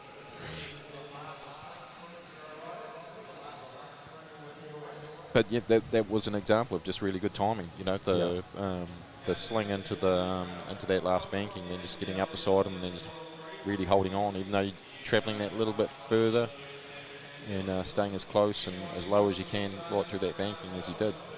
Just using the G-forces through the corner and being able to accelerate accelerate through that. So getting the timing right is important. So you might think that at the beginning of that, as he come into the bell, that the gap, the gap was maybe too big, but it's just perfect because you just have to give yourself enough time to run it. If you're too close, you can't run with speed and make the pass. So now we have Dylan Day in position 2. And Young, the Hong Kong rider, just taking the lead. He's rolled off quite a bit faster than what his teammate did, so Young looks like he does want to hold the front.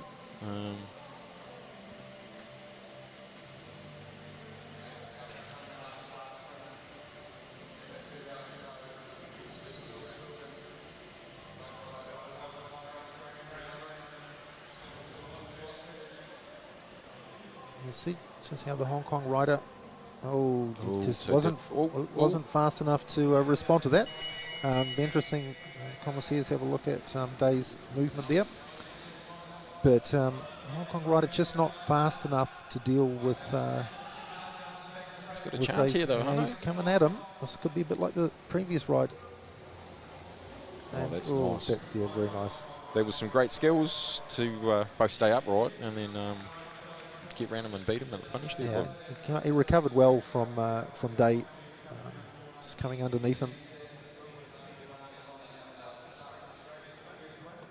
Young should be happy with that. That was great.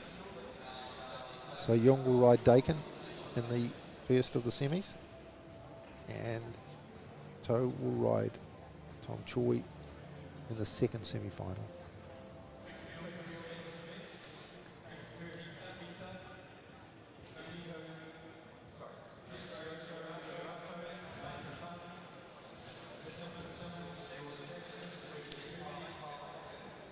Now we've got a banger coming up. We've got the men's elimination. Now this is a race where for 99% of the race, all of the action is at the back.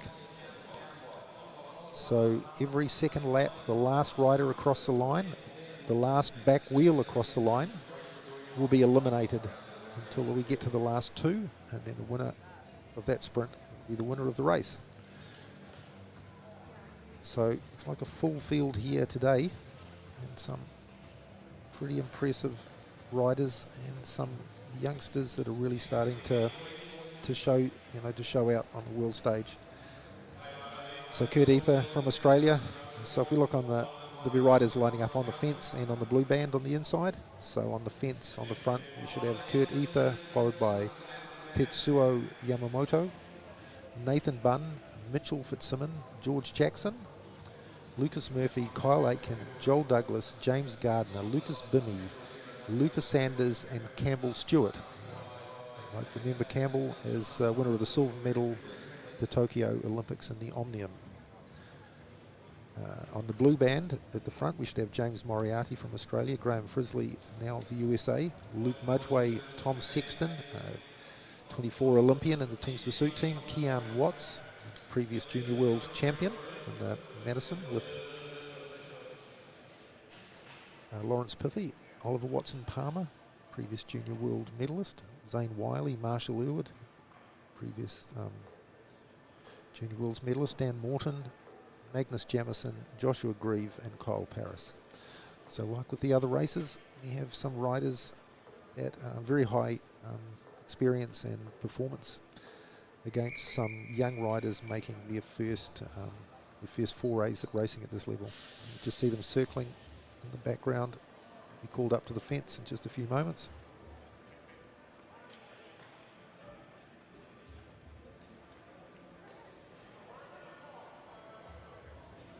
This race obviously called the elimination race now, but in years gone by it was called the devil take the hindmost. There was a tactic within the race where there'd often be one rider that would just pick other riders off at the back each time, and he was nicknamed the devil. There's a very famous Belgian rider in the 70s, in the 6 days. Was very good at that and became a crowd favourite, picking off riders lap after lap. And in fact, Ellie Wollaston, in riding her elimination races, as she's medalled in Omnium and is the world champion on the M rider, would often ride at the back and pick riders off. So it takes a great deal of nerve to do that, and confidence. But they become very good at it. These races can be quite difficult. I never really enjoyed riding them at all, to be fair. Tommy, you probably did like them, I suspect. Nature of you tough, nuggety little enduro. Oh, it's, yeah. I love this race for the fact that anyone who speaks any language can watch it, and after a few laps they work out how it works. There's not too many explanations needed. If you last over the line, you're out. And there's no point in arguing with the commissaires, they're always right.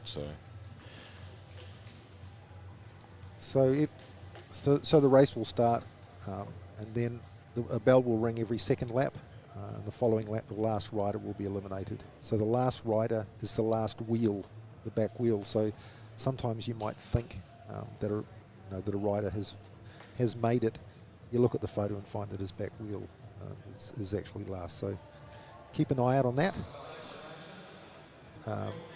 The commissaires, race officials, have half a lap to make a call. If they can't make that call, the race is essentially, I guess, neutralised for that sprint, and they go into the next elimination. So the riders will be informed of that.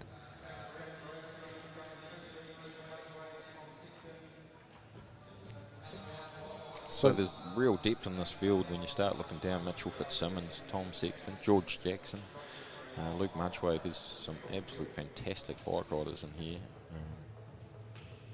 Big Jimmy Gardner as well, who's just recently won a stage in the Tour of Southland. In the Hornet kit of New Zealand Cycle Project Moto Q team.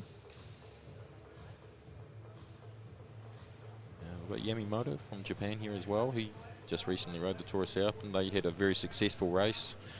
Only missed the breakaway one day. Other than that, they were in everything and finished the race. No crashes, no punches, and all healthy. So the Japanese team represented really well. So they crack straight into this, don't they? Oh no, there's no... They'll get the gun next time through, then the bell after that, and then it's bang, bang, bang. So what you will see at the front of this is in probably the first 5 or 6 riders, you'll see the same people all the time, and they kind of rotate around in there. Becomes their little safe zone. They're not necessarily riding full gas. They're not in the concrete mixer at the back of the group. So if you look now, there's 4 riders that are kind of slightly gapped. So Magnus Jamison's back there as well. So Graham Frisley, the American, on the front. Looks like Keon Watts just rolling over the top in the So Cole IPT. Paris has sort of got the most work to do here down the bottom. Oh no, it's Lulith.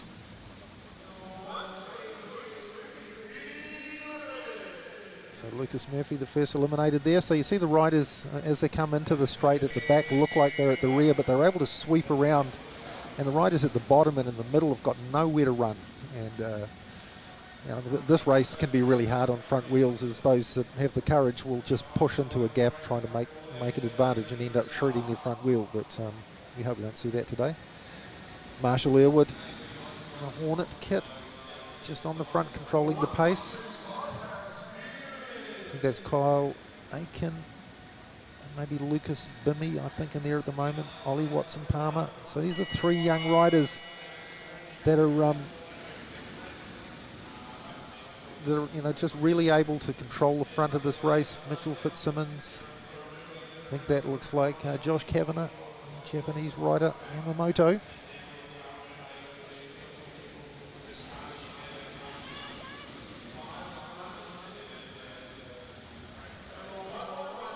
So Nathan Bunn, number 111, will pull out of this one. So this is a big race with a full field. So every 2 laps, 24 riders, that's 48 laps. You're getting close to kind of 15 kilometres of sprint after sprint after sprint. So if you've been at the front and can control your speed, you just stay out of the wind as much as you can. You're able to really control the race at the back end. If you've been in the concrete mixer at the back there, just sprinting lap after lap, there will come a point where you just can't do it anymore. So Zane Wiley out that time. Zane Wiley from Auckland. Zane Wiley is a junior rider, and 2 weeks' time will be an elite in the elite category.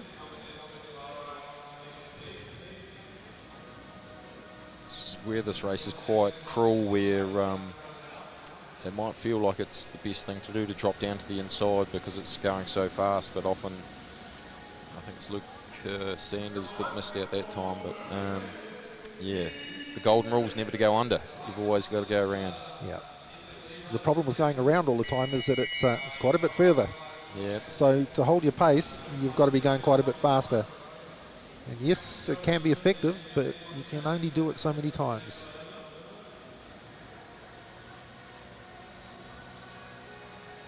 The Australian rider's dropped underneath. He's seen a big gap, and he'll probably get away with that this time. I think it might. Oh, could be. Oh, maybe he got caught on the inside.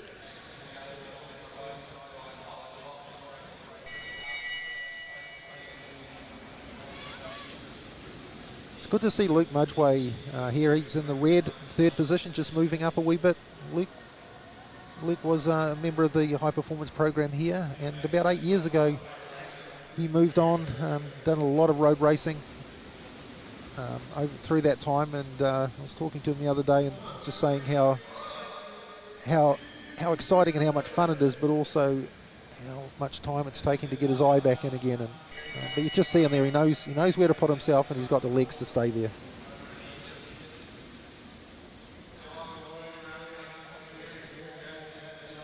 So you also see Mitch Fitzsimmons on the inside at the front. Ollie Watson-Palmer in the white helmet behind him. We've got Marshall in trouble there. And then we see George Jackson just in second place on the outside there. So it's Lucas. Marshall just managed to sneak in, but he probably wants to think about moving up from there. To move up in these races, you've really got to commit and move right to the front as fast as you can. And yes, it's hard, but you get there and you recover. But if you push 3/4 of the way forward, you're just continually out riding wide, and it just gets harder and harder. You see Marshall's gone right through to the front now. It's sort of one of those things where you have to commit like it's the end of the race if you don't, which it is. You know, if you don't move up and give it everything to do that and hope that you can recover, then you'll miss out anyway. So it looks like that's Kurt Ether on the front, the Australian rider. Marshall Irwood, is that Marshall just pushing forward? It is. Marshall is on the front. We've got Mitchell Fitzsimmons just getting across, hopefully.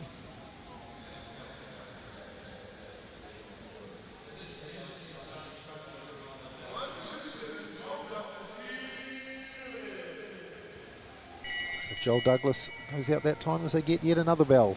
And there's still a big bunch of them.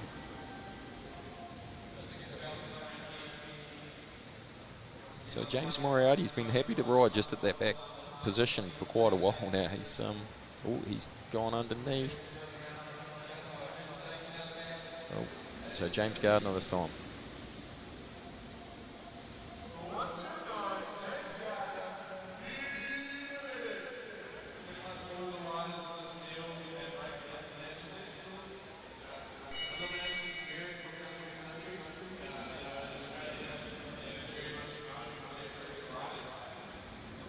So right now Marshall's probably in the place he doesn't want to be. He's going to have to do some sort of elbow work to get out of there. So just 3 back on the outside, and the Jaco Alula kid, we see Campbell Stewart. It's the first time I've really seen him, and Campbell is one of the world's best elimination riders. He really understands how these things work, and he just keeps himself out of trouble.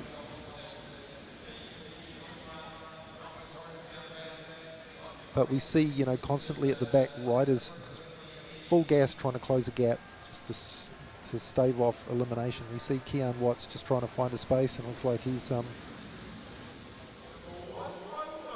just been eliminated that time.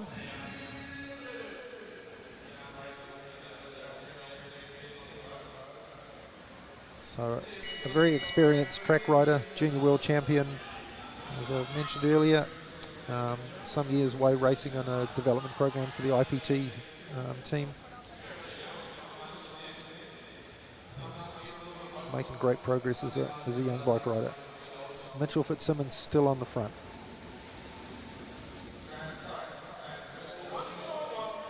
Mitch has a great engine for these races. Dan Morton's sliding through onto the front.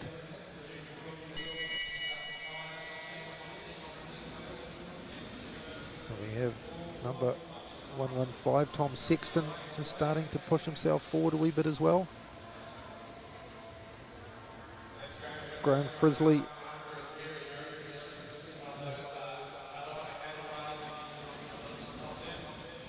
Ollie Watson-Palmer pushing through to the front now. You see the riders that they push hard to get to the front and just be able to recover at that point, riding the shortest distance.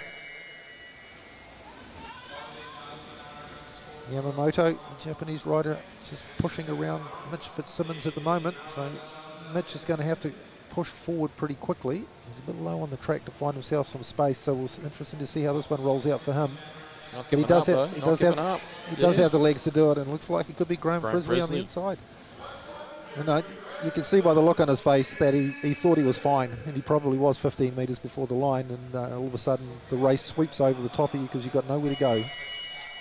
And now Yamamoto, who was in trouble a lap and a half ago, is now on the front controlling things. Mitch Fitzsimmons, who was on the back a lap ago, is now near the front controlling things. So this is where it becomes more critical. The bunch is smaller, and it's much easier on the inside to get caught out. When there's another 10 riders there, you often have space for that. So Luke Mudgeway eliminated this time. George Jackson at the back, just dropping down.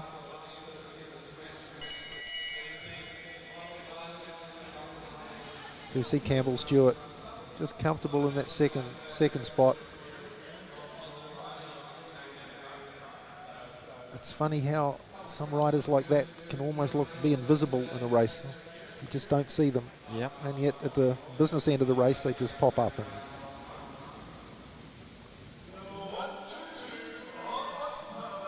So Watson-Palmer out that time. And a good race from Ollie. He's ridden the front quite well. But that does take a toll. And this is a very, very good field. 115, Tom Sexton, second place just on the outside. Mitch Fitzsimmons kicking forward. This is going to be interesting for Campbell, but the legs Campbell has, I'm sure he'll be fine. I think Tom Sexton is in the trouble, I think, there. Oh, no. Unlucky. Yeah. You see how Tom pushed into a gap that really wasn't there. So, Tom, great bike handler, great experience. The courage to push into those spaces just to stave off elimination. Campbell Stewart on the front now, just winding the pace up a little bit. If you're at the back at the moment like Tom is, so Tom will probably push over George and try to hold him down, but George a bit smarter than that. Comes out, gives himself some space. Oh, Mitchell Fitzsimmons. Mitch Fitzsimmons got caught between Dan Morton and is that Kurt Ether, I think?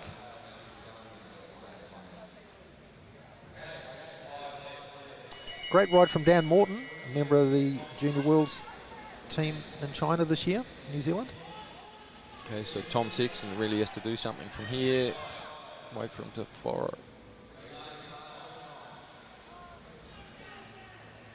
He's done that quite easily.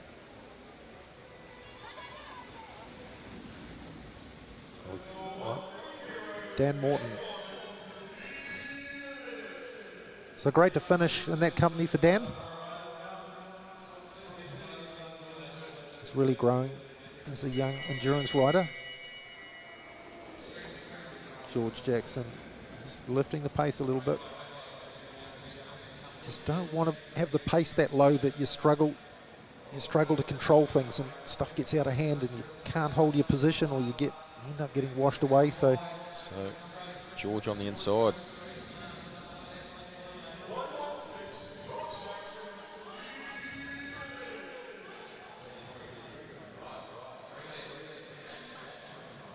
So this is a quality podium for this race.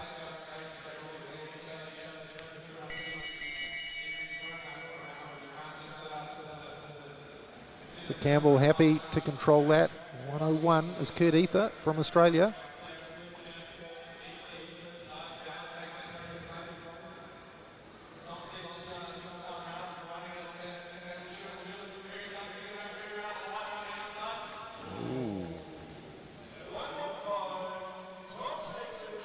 Sexton eliminated, so a couple of very good podium in this event. So Campbell Stewart, for a day job, rides with and against some of the very best sprinters in the world in World Tour road races. So lining up with Kurt Ether here is not quite what it is lining up with 180 riders at the end of a road race, but Campbell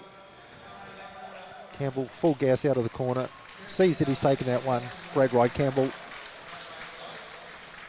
So if you're able to go back and have a wee look at the video, spend the time watching Campbell navigate through that race. It took a long time to notice he was there, which means he's very good at hiding out of the wind, away from trouble, and here he is. Yeah, he may have got into trouble a few times, but he's just so good at getting out of it, you know, and having that confidence in what your legs can do. So you're pretty lucky to get to see a guy like that race here today. Indeed.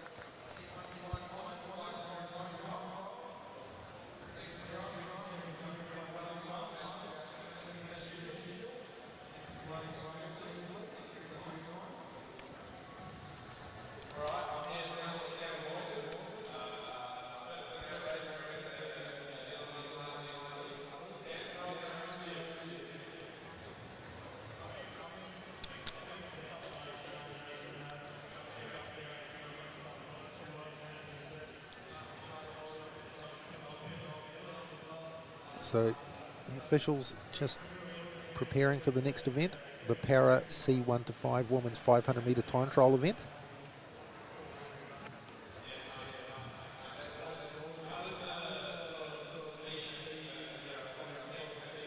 So they'll be bringing the gates out for a start here. First order we have Anna Taylor, Siobhan Terry, and then Nicole Murray.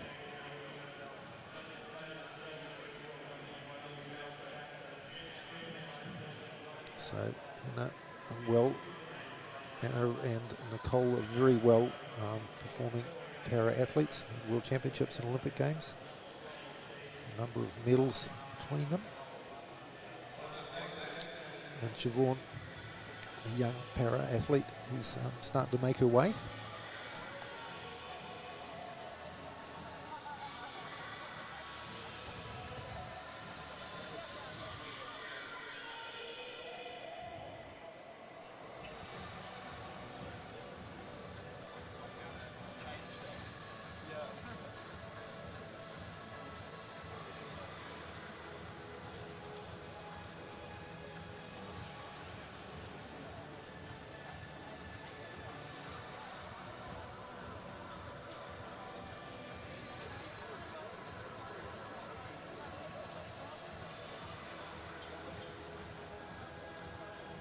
Just watching those gates getting rolled out onto the track there, Hano. It's the unsung heroes, those guys.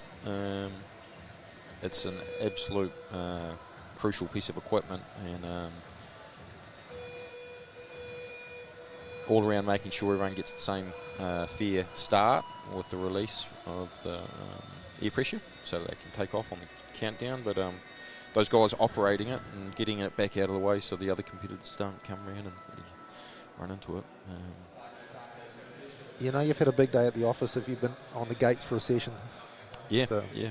It's a good gym session. So if thinking about volunteering and trying to keep your fitness up, it's you could do that one. Yeah, fair bit of concentration.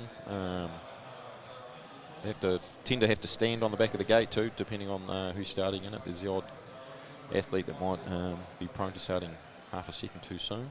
So if you're not standing on it, they're trying to drag it down the track a bit. It is a bit of an art, getting the timing right for these starts, because the gate locks you in. There's a brake fitting that goes onto the back wheel, and that doesn't release until, but obviously, the start time. If you try to move away early, it just basically holds your back wheel. You can pull your way out, but it gives you a very disrupted start. And the reality is that it's not a false start. So getting your timing, you'll watch the riders. They'll be watching the red board just ahead of them to the left. That has the countdown on it. There will be some tones, and you'll see them just moving their body and their head quite often. And then they'll slide back into position. So good timing for Anna out of the gate that time. Yeah, that's a great start. It's good.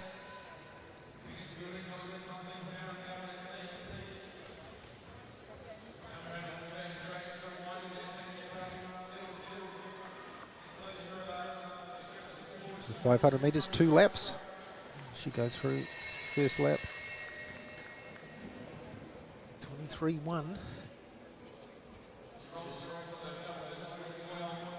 Yeah, she's travelling well down that back straight. This will be a good time, Hano. Yeah, it will be.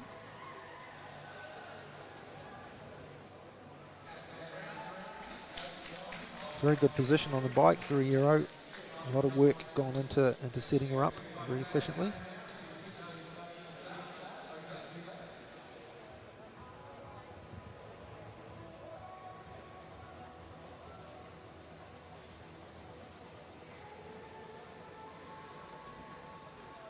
Next rider to the gate will be Siobhan Terry.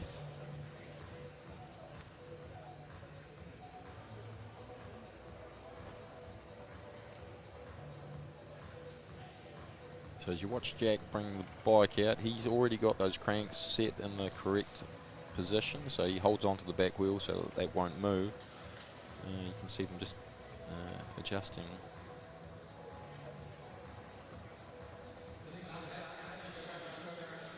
To hold the seat. Just adjusting the height of that to get to clamp onto the seat tube or the seat post. Now that it's locked in, Siobhan's able to climb on board, and as soon as they're happy that she's on the bike comfortable, the starter will start the time. You'll see the red light on the top of the red lap box in the middle of the front straight will come on to indicate, as it has there, and it indicates that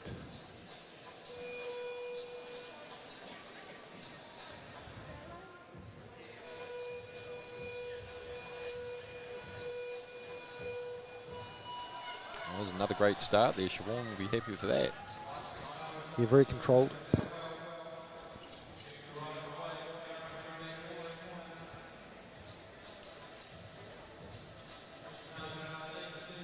So you see her now just drop onto the aero bars, just pull herself into a very aero position, and she comes through with just under a lap and a half to go. Now comes in with 180 metres, so half a lap now. Starting nice and low on the track too. Yeah.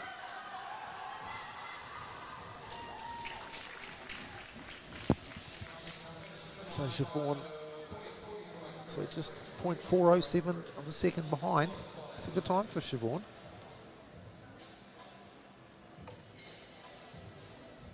Very good company in this event.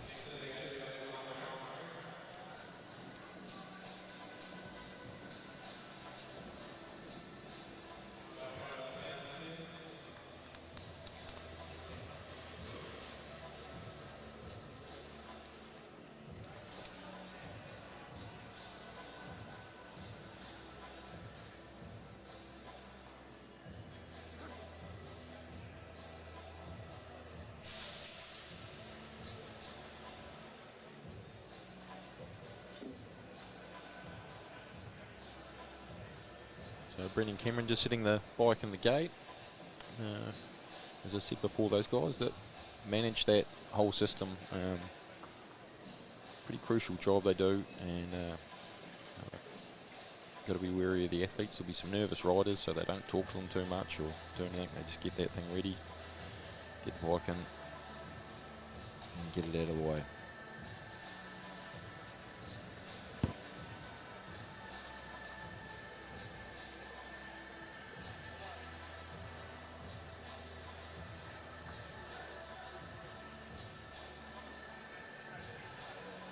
Third man in the team down, crouching, holding on to the airline. He pulls that out of the way as the guys wheel the gate down off the track.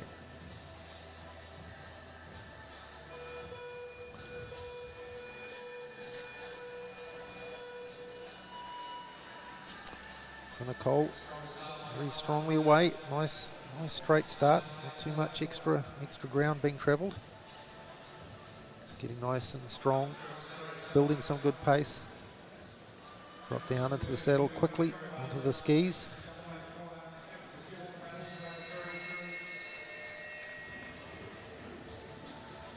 So another one of our para athletes, very experienced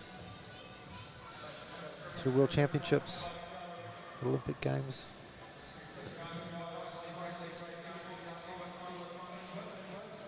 Previous world champion as well, so.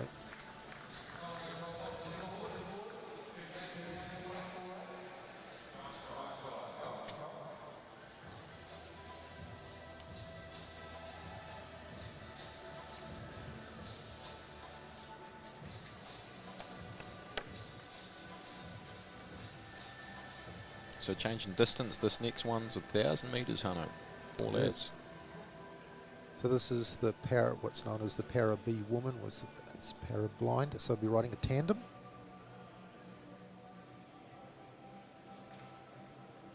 So you see the rider, Unity Collins, coming out, Unity in the white helmet.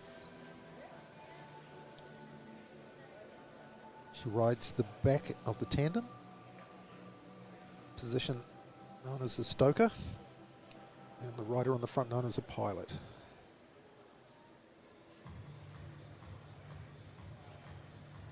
It's a bit sad we don't see so much tandem racing at major competitions now, Tomo. That used to be the feature of the night.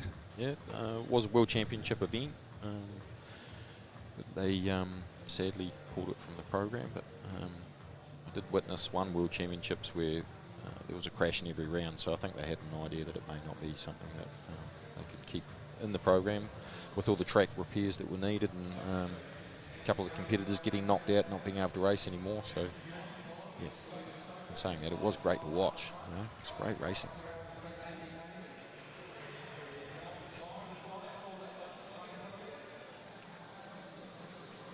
So they're just having to move the gate back a little wee bit. Obviously the gate position is set so that the front wheel is behind the start line where the timing strip is, so you just have to make sure that we've got the bike in the right, or the gate in the right position to set the bike in the right position. And away we go. A great deal of trust from the stoker in these events. Obviously not sighted, and there's a lot of faith and trust in the pilot. And, there's a lot of, you'll in the stadium hear a lot of communication between the two riders, just so that they know where they are and what they're doing and how they'll respond to the ride. So it's great to see these para athletes here.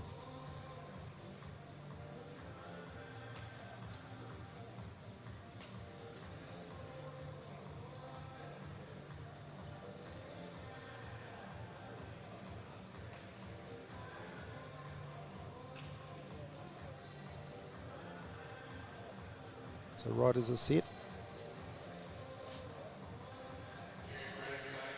does take a little wee while to get the tandems up to speed, but when they're on speed, they're impressive machines to watch in action.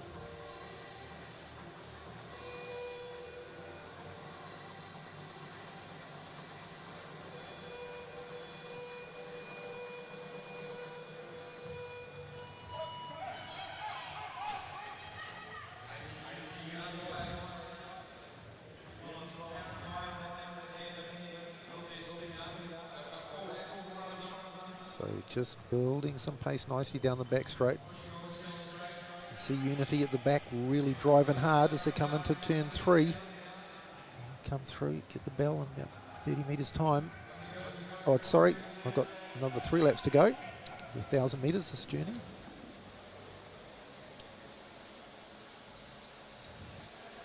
So you can just see building nice speed.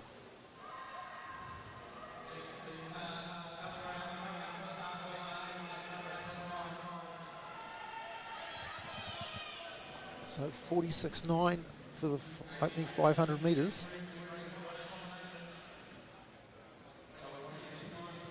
Like you said, Hano, it does take a little bit to get up to speed on a tandem, but they'll be getting out over the top of 50 k's an hour now. That's yeah, it is indeed. They're really rocking into this last lap as they get the bell. 105 for the 750.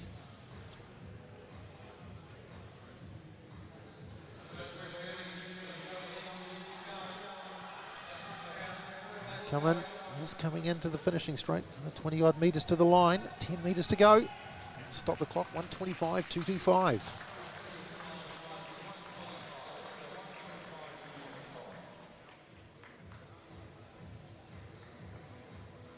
be some sore legs after that. A lot of lactic acid in a minute and a half like that. It's good to see. It's the most unfun event to ride the kilo. I've yet to figure out why people line up to do more than one, but they're a great event to watch. When you have a great field of riders. I think the world record now for 1,000 metres standing is 55 seconds or something. So some pretty impressive rides on over 1,000 metres. Yeah, and as we go into next year, there's a change to the rules where the woman will be racing 1,000 metre time trial instead of 500. So we've already seen a little bit of that already this year. Girls racing that 4 laps, and quite interesting just how fast they can go. They really do. Some of them relish it.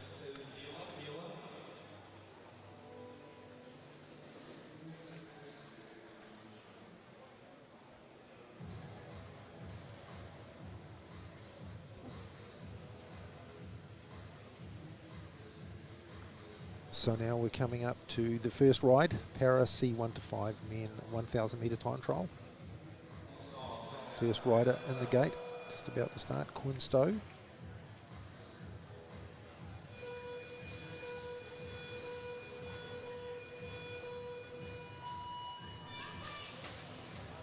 Oh, Quinn's pulled his foot there. I think the commentary is waving the flag to say we might stop that race.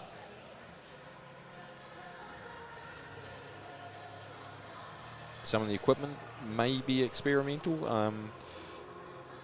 You've always got to keep trying things, so luckily with the commissaires that we've got here, hopefully these guys will let them have another ride, just line them back up again.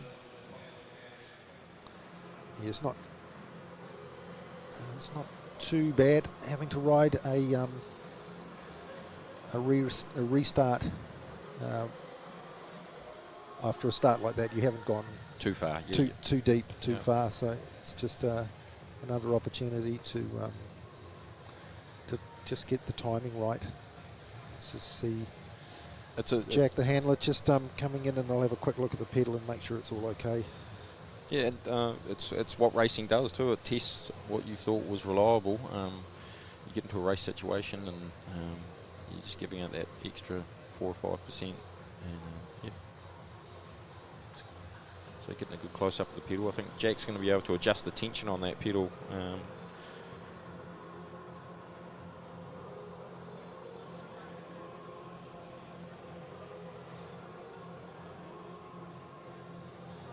Well, he will if he can get that Allen key to fit in there.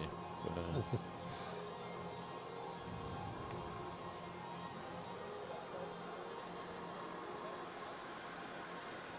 but a wee bit of extra recovery for Quinn isn't a bad thing. Just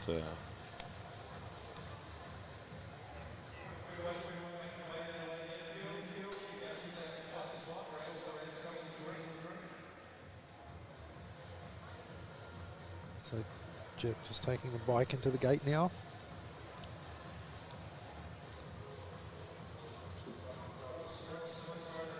They'll have talked just a little bit about controlling the start, getting over anxious, making sure you just run through the process of driving that front foot down, keeping things nice and smooth and calm.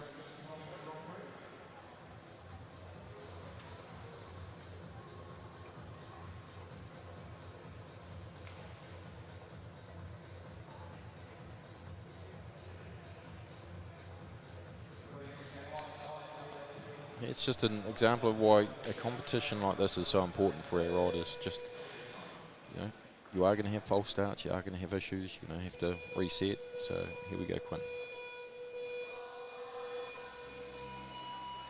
Yeah. Nice. Much smoother that time.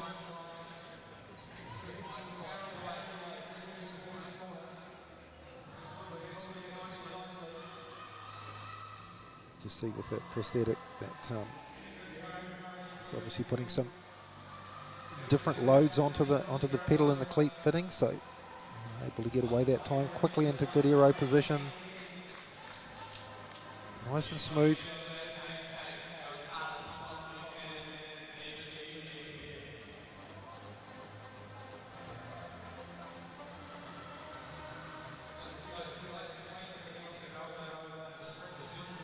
So just come through now, 2 to go. 44.3.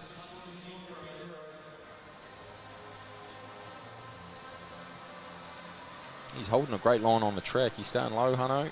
It's crucial in an event like this. Yep. The shortest distance is the fastest distance. So he's received the bell. He's coming through, half a lap to go.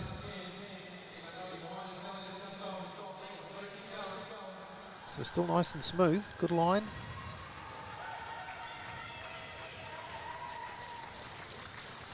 Time 1:21.535. It's a good marker of the 3 riders to follow. So he set the time to be chased.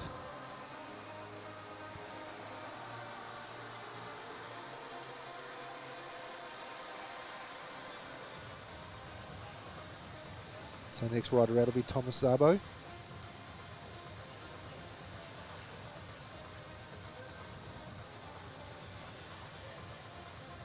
Another rider out of the Morrinsville Club, doing great work there for para athletes,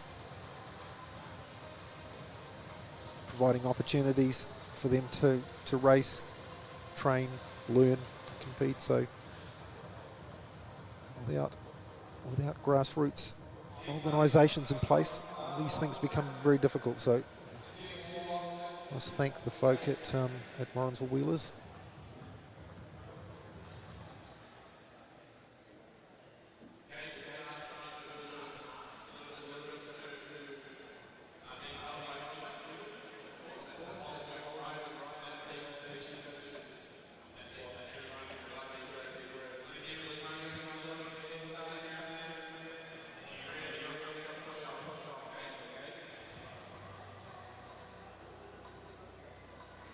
So Thomas now, time has started.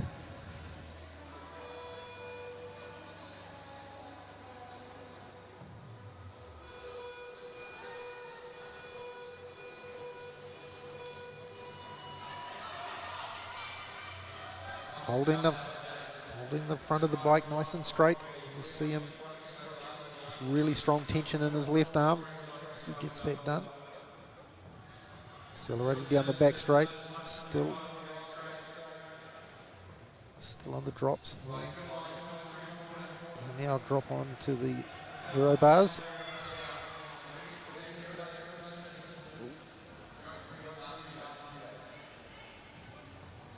So just back on that nice line down the inside on the black line. He's got on top of that from the previous lap. And much smoother. You can see that the with that smoothness comes a bit more speed.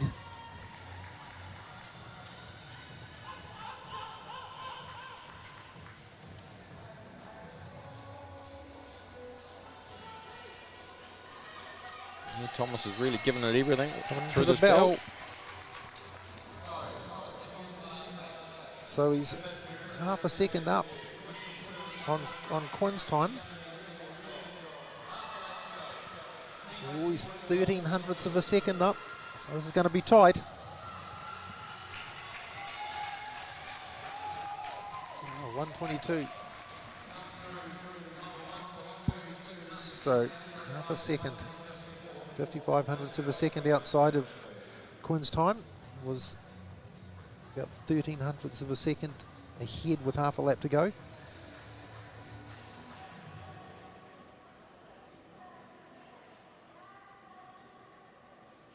Next rider we have coming into the gate will be Devon Briggs.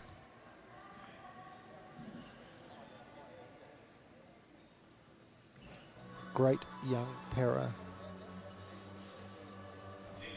athlete, an Olympian, previous world champion.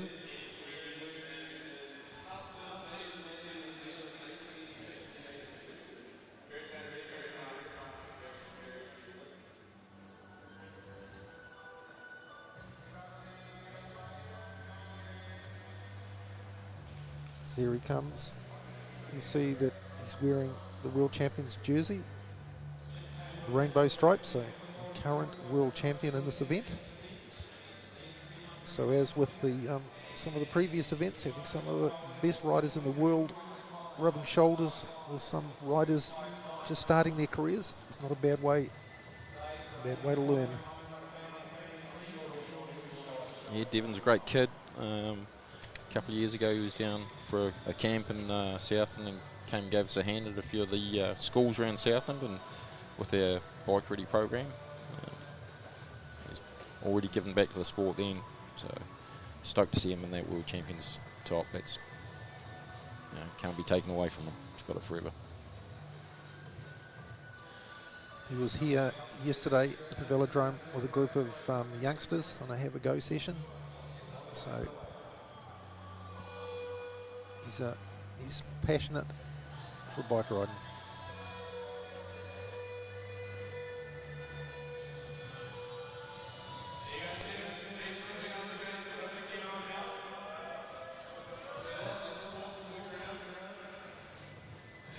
Nice, smooth start. This is going to be quick, Hunter. This is going to be quick, mate. He's going. Yeah, he's on to this. 21.2 for a standing lap. It's an impressive start lap for Devon.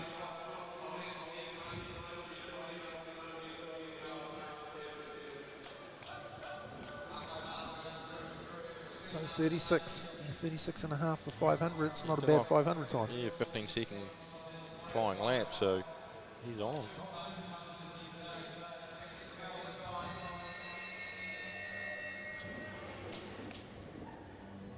So this is the crucial part of this ride, is just holding it all together, not losing any more speed. He's holding his form well. Yeah, he's not low. getting messy at all, which often happens in the last sort of half lap of a kilo. 108.764.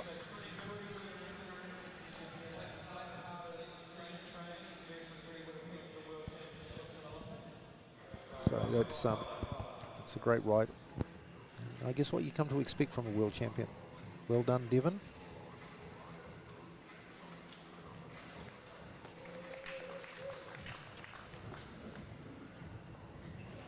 It's always great to see the rainbows rocking around the Velodrome. Yeah, I might have seen him. He may not have been that happy with that time, but that's what a high performance athlete's like. You know, they're not happy unless they're going fast. So it was fast enough for me, but maybe not for Devon. Well, it's hard to maintain your best form year round, and again for a lot of these guys that just stepping into training for preparation for next year with Oceania champs, national champs in the first quarter. So they're moving towards their best form, not in that at the moment. So Lindsay File, the last rider in the Paris C1 to 5 men 1,000 metre time trial.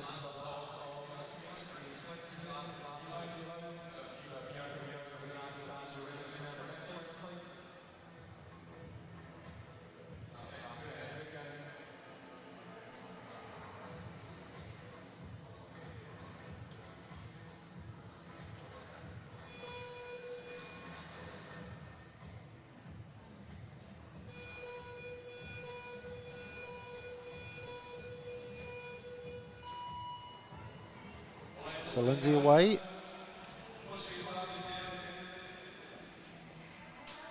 Again, just takes a little longer for these guys to get up to speed, but you can just see how efficient and how effective they are when they do get that pace now. So he's just sitting down, just drop into the aero position as he comes out of the corner here.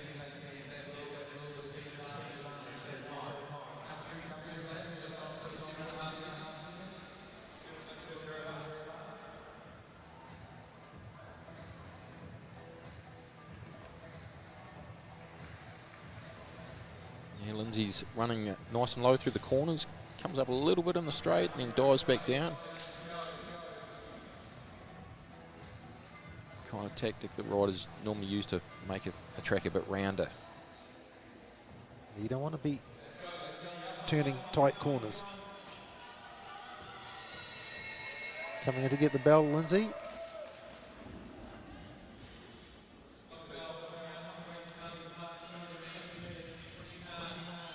So half a lap to go.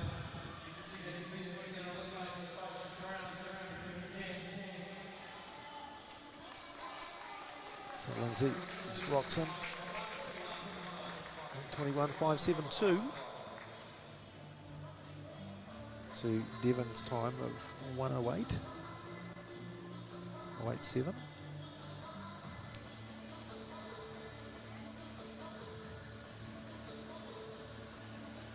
So now we have the next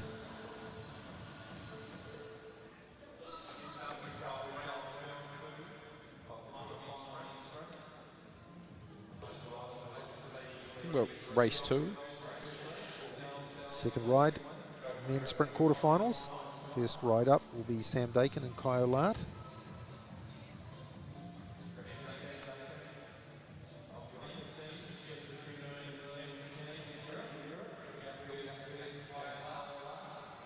So they'll reverse their starting positions from the previous ride.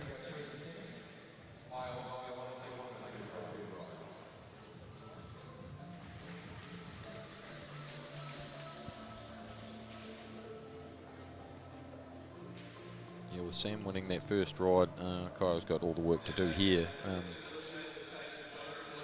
He really will have to pull something out of his hat. Indeed. So again,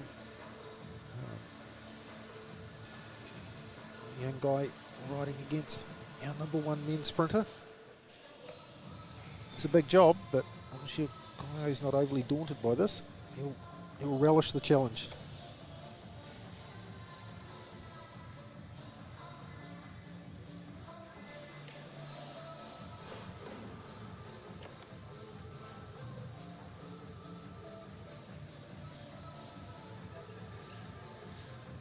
Kaio coming up first with handler Callum Saunders, and Sam Dakin coming up with John Andrews.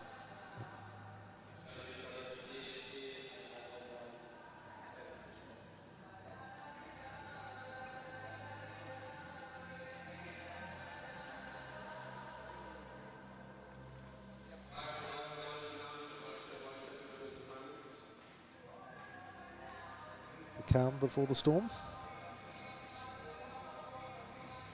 Yeah, by that smile on Kai's face, I think the commissaires might have to keep an eye on him.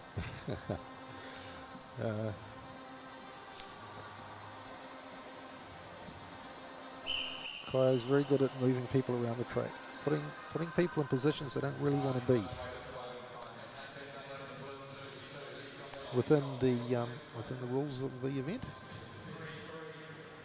So Sam's happy to give him quite a bit of space here, but sooner or later he'll start taking some height on the track to force Kai to either come back to him or accelerate.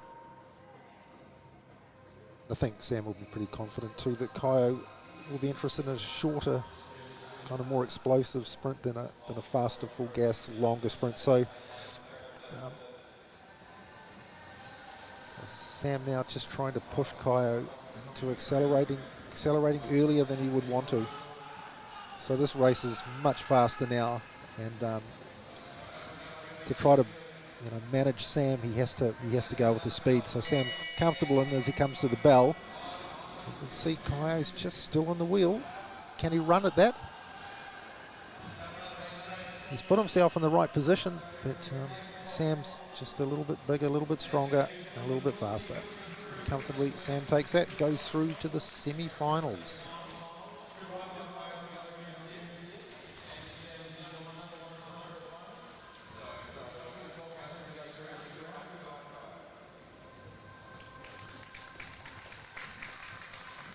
You couldn't say that Kaio did anything really wrong in that sprint. It's just when you match up the two athletes, there's just a bit of a difference in power, and Sam used that to good effect. He did. And also by controlling the way that Kaio was forced to ride that race. I'm sure Kaio would have preferred it. It was a lot slower. Yep. And a lot tighter. But, Sam forced Kaio's hand, forced him to race earlier. So we see Jackson, Russell, and Callum Saunders, and Tom Choi and Jason Russell preparing themselves. They'll come out to the start soon.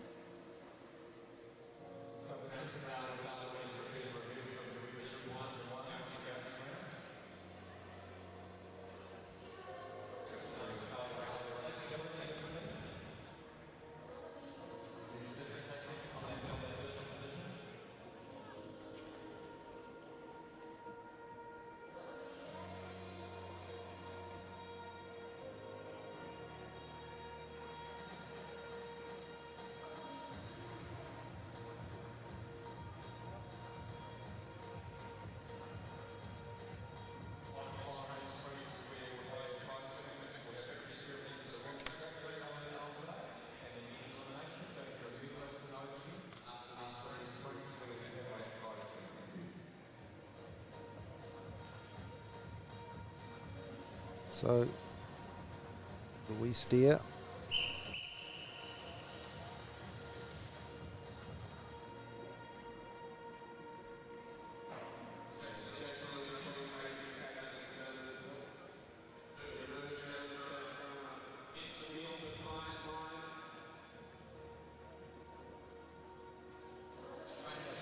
You have to be on your game in this ride because both riders are pretty confident in how they want to ride the race. As we saw in the previous ride, Tom Choi is a ball of power. Got to position yourself and put yourself in the right spot to maximise your timing against his high top end speed.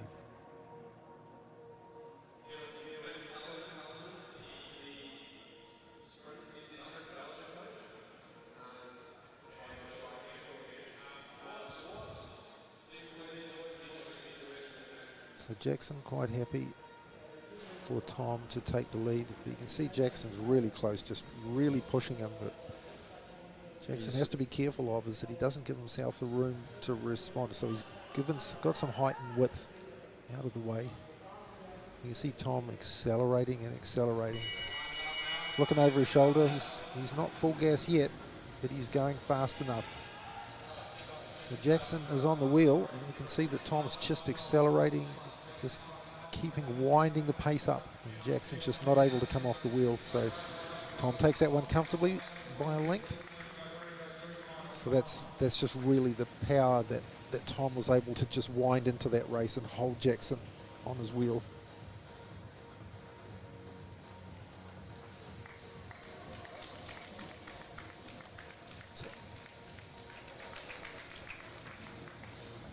So if these sprints go the same way they have been, that'll be the end of the racing this morning. We need one of these sprints to go to the best of three to get another round. But so far it's been a win through.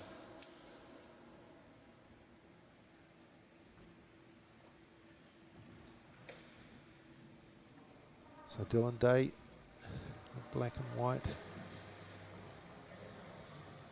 coming up with Finn Cullinane. Oh, sorry, that's Alex Schuller coming up with Finn, and Hong Kong rider Chek Wei To coming in position 2.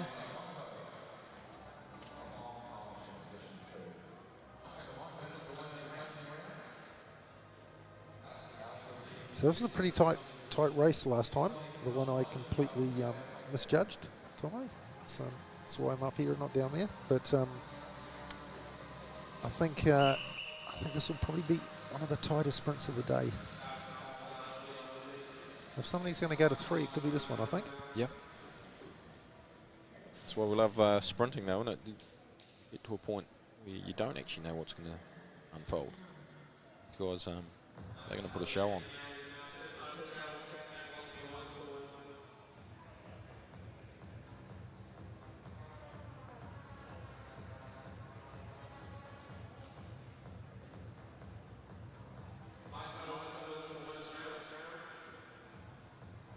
Sort of on the cusp there of going a wee bit too slow. The commissary is maybe just letting that slide. They're supposed to stay at walking pace.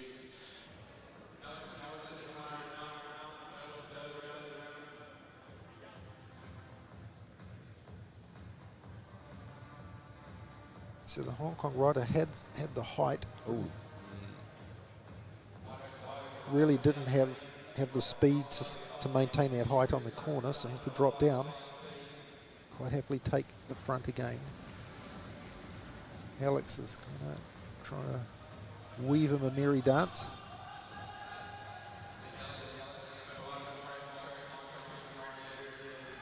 It's a nice gap so far. He might be coming out of it a wee bit soon, but he's going to have to make sure he really pushes over through this corner. If he doesn't get ahead here, gives himself a lot of work to do down the back straight.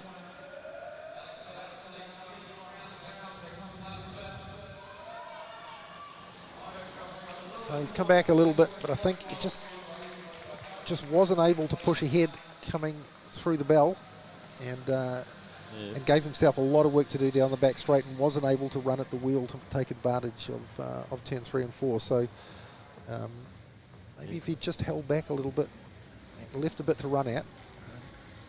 Toe was first over the line, but I'm just wondering what the commentators might say. He did pass on the inside. He did drop down and but pass on the grey. see how serious.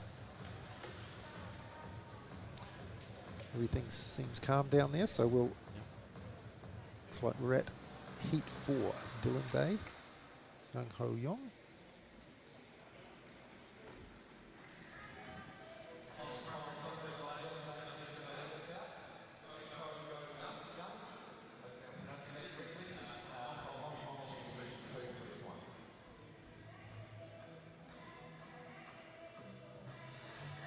So far, all of the sprints are going to seeding.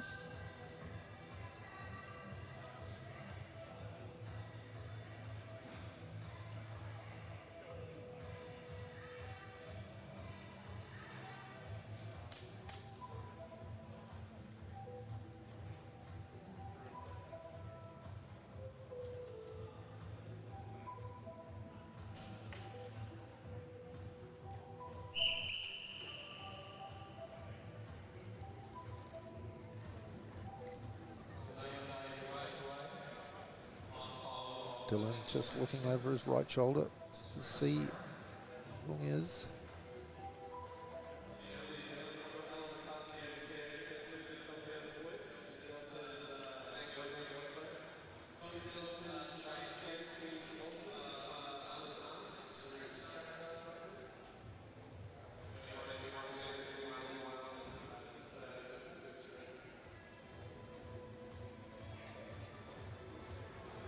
Dylan's just trying to hold on to the front there. It doesn't look like he wants to give it up.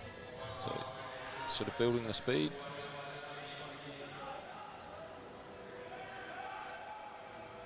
So he's kind of holding Young off. Young's trying to get some height, but seems a bit nervous about the gap that keeps opening up today. So he's Young is running at the wheel though. That's plenty of speed. So he is pushing through here quite nicely. He should come out onto the finishing straight and just inches clear. So Young takes that one. Second ride. So that's the first ride that's gone against the seed. But in being heat 4, that is the tightest match race. So semi-finals, Dakin versus Young, Choi versus Toke.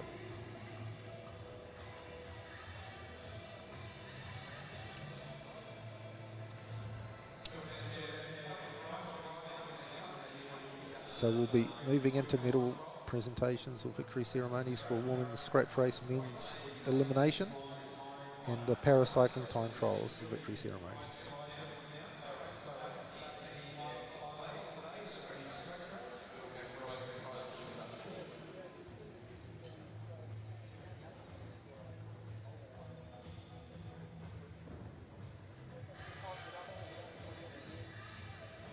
Some great racing there this morning, Hano. Yeah, it's been a good day. Good opening session for the APL Window Solutions New Zealand Grand Prix, the UCI C2 event.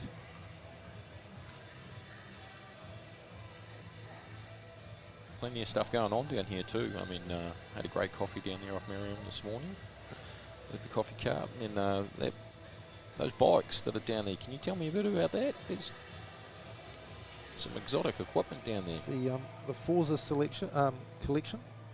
Some bikes with a great deal of history going back to probably the early 80s, mid 80s. Bikes from Seoul Olympic team. It's Tour de France bikes down there. Tour de France bikes. There's Ali Shanks's bike that she won world titles on. It's just.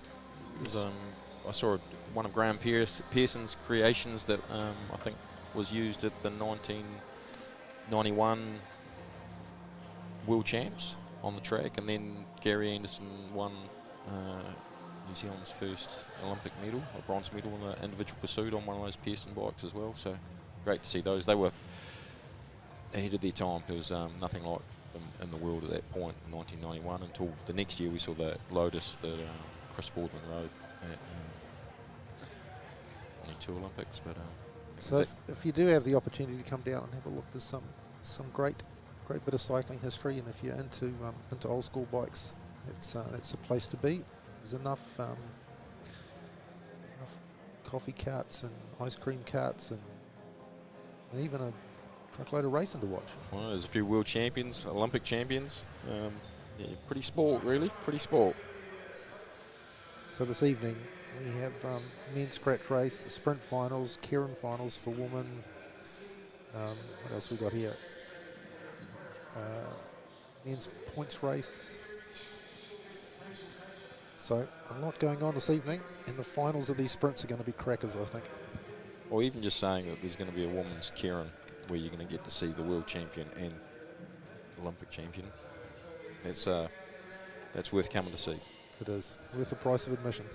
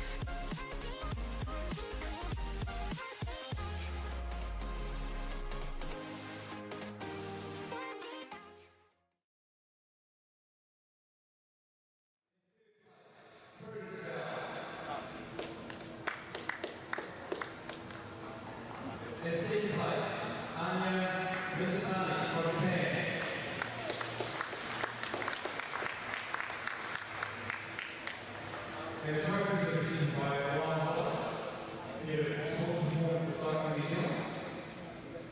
And our winner today, from category legal day.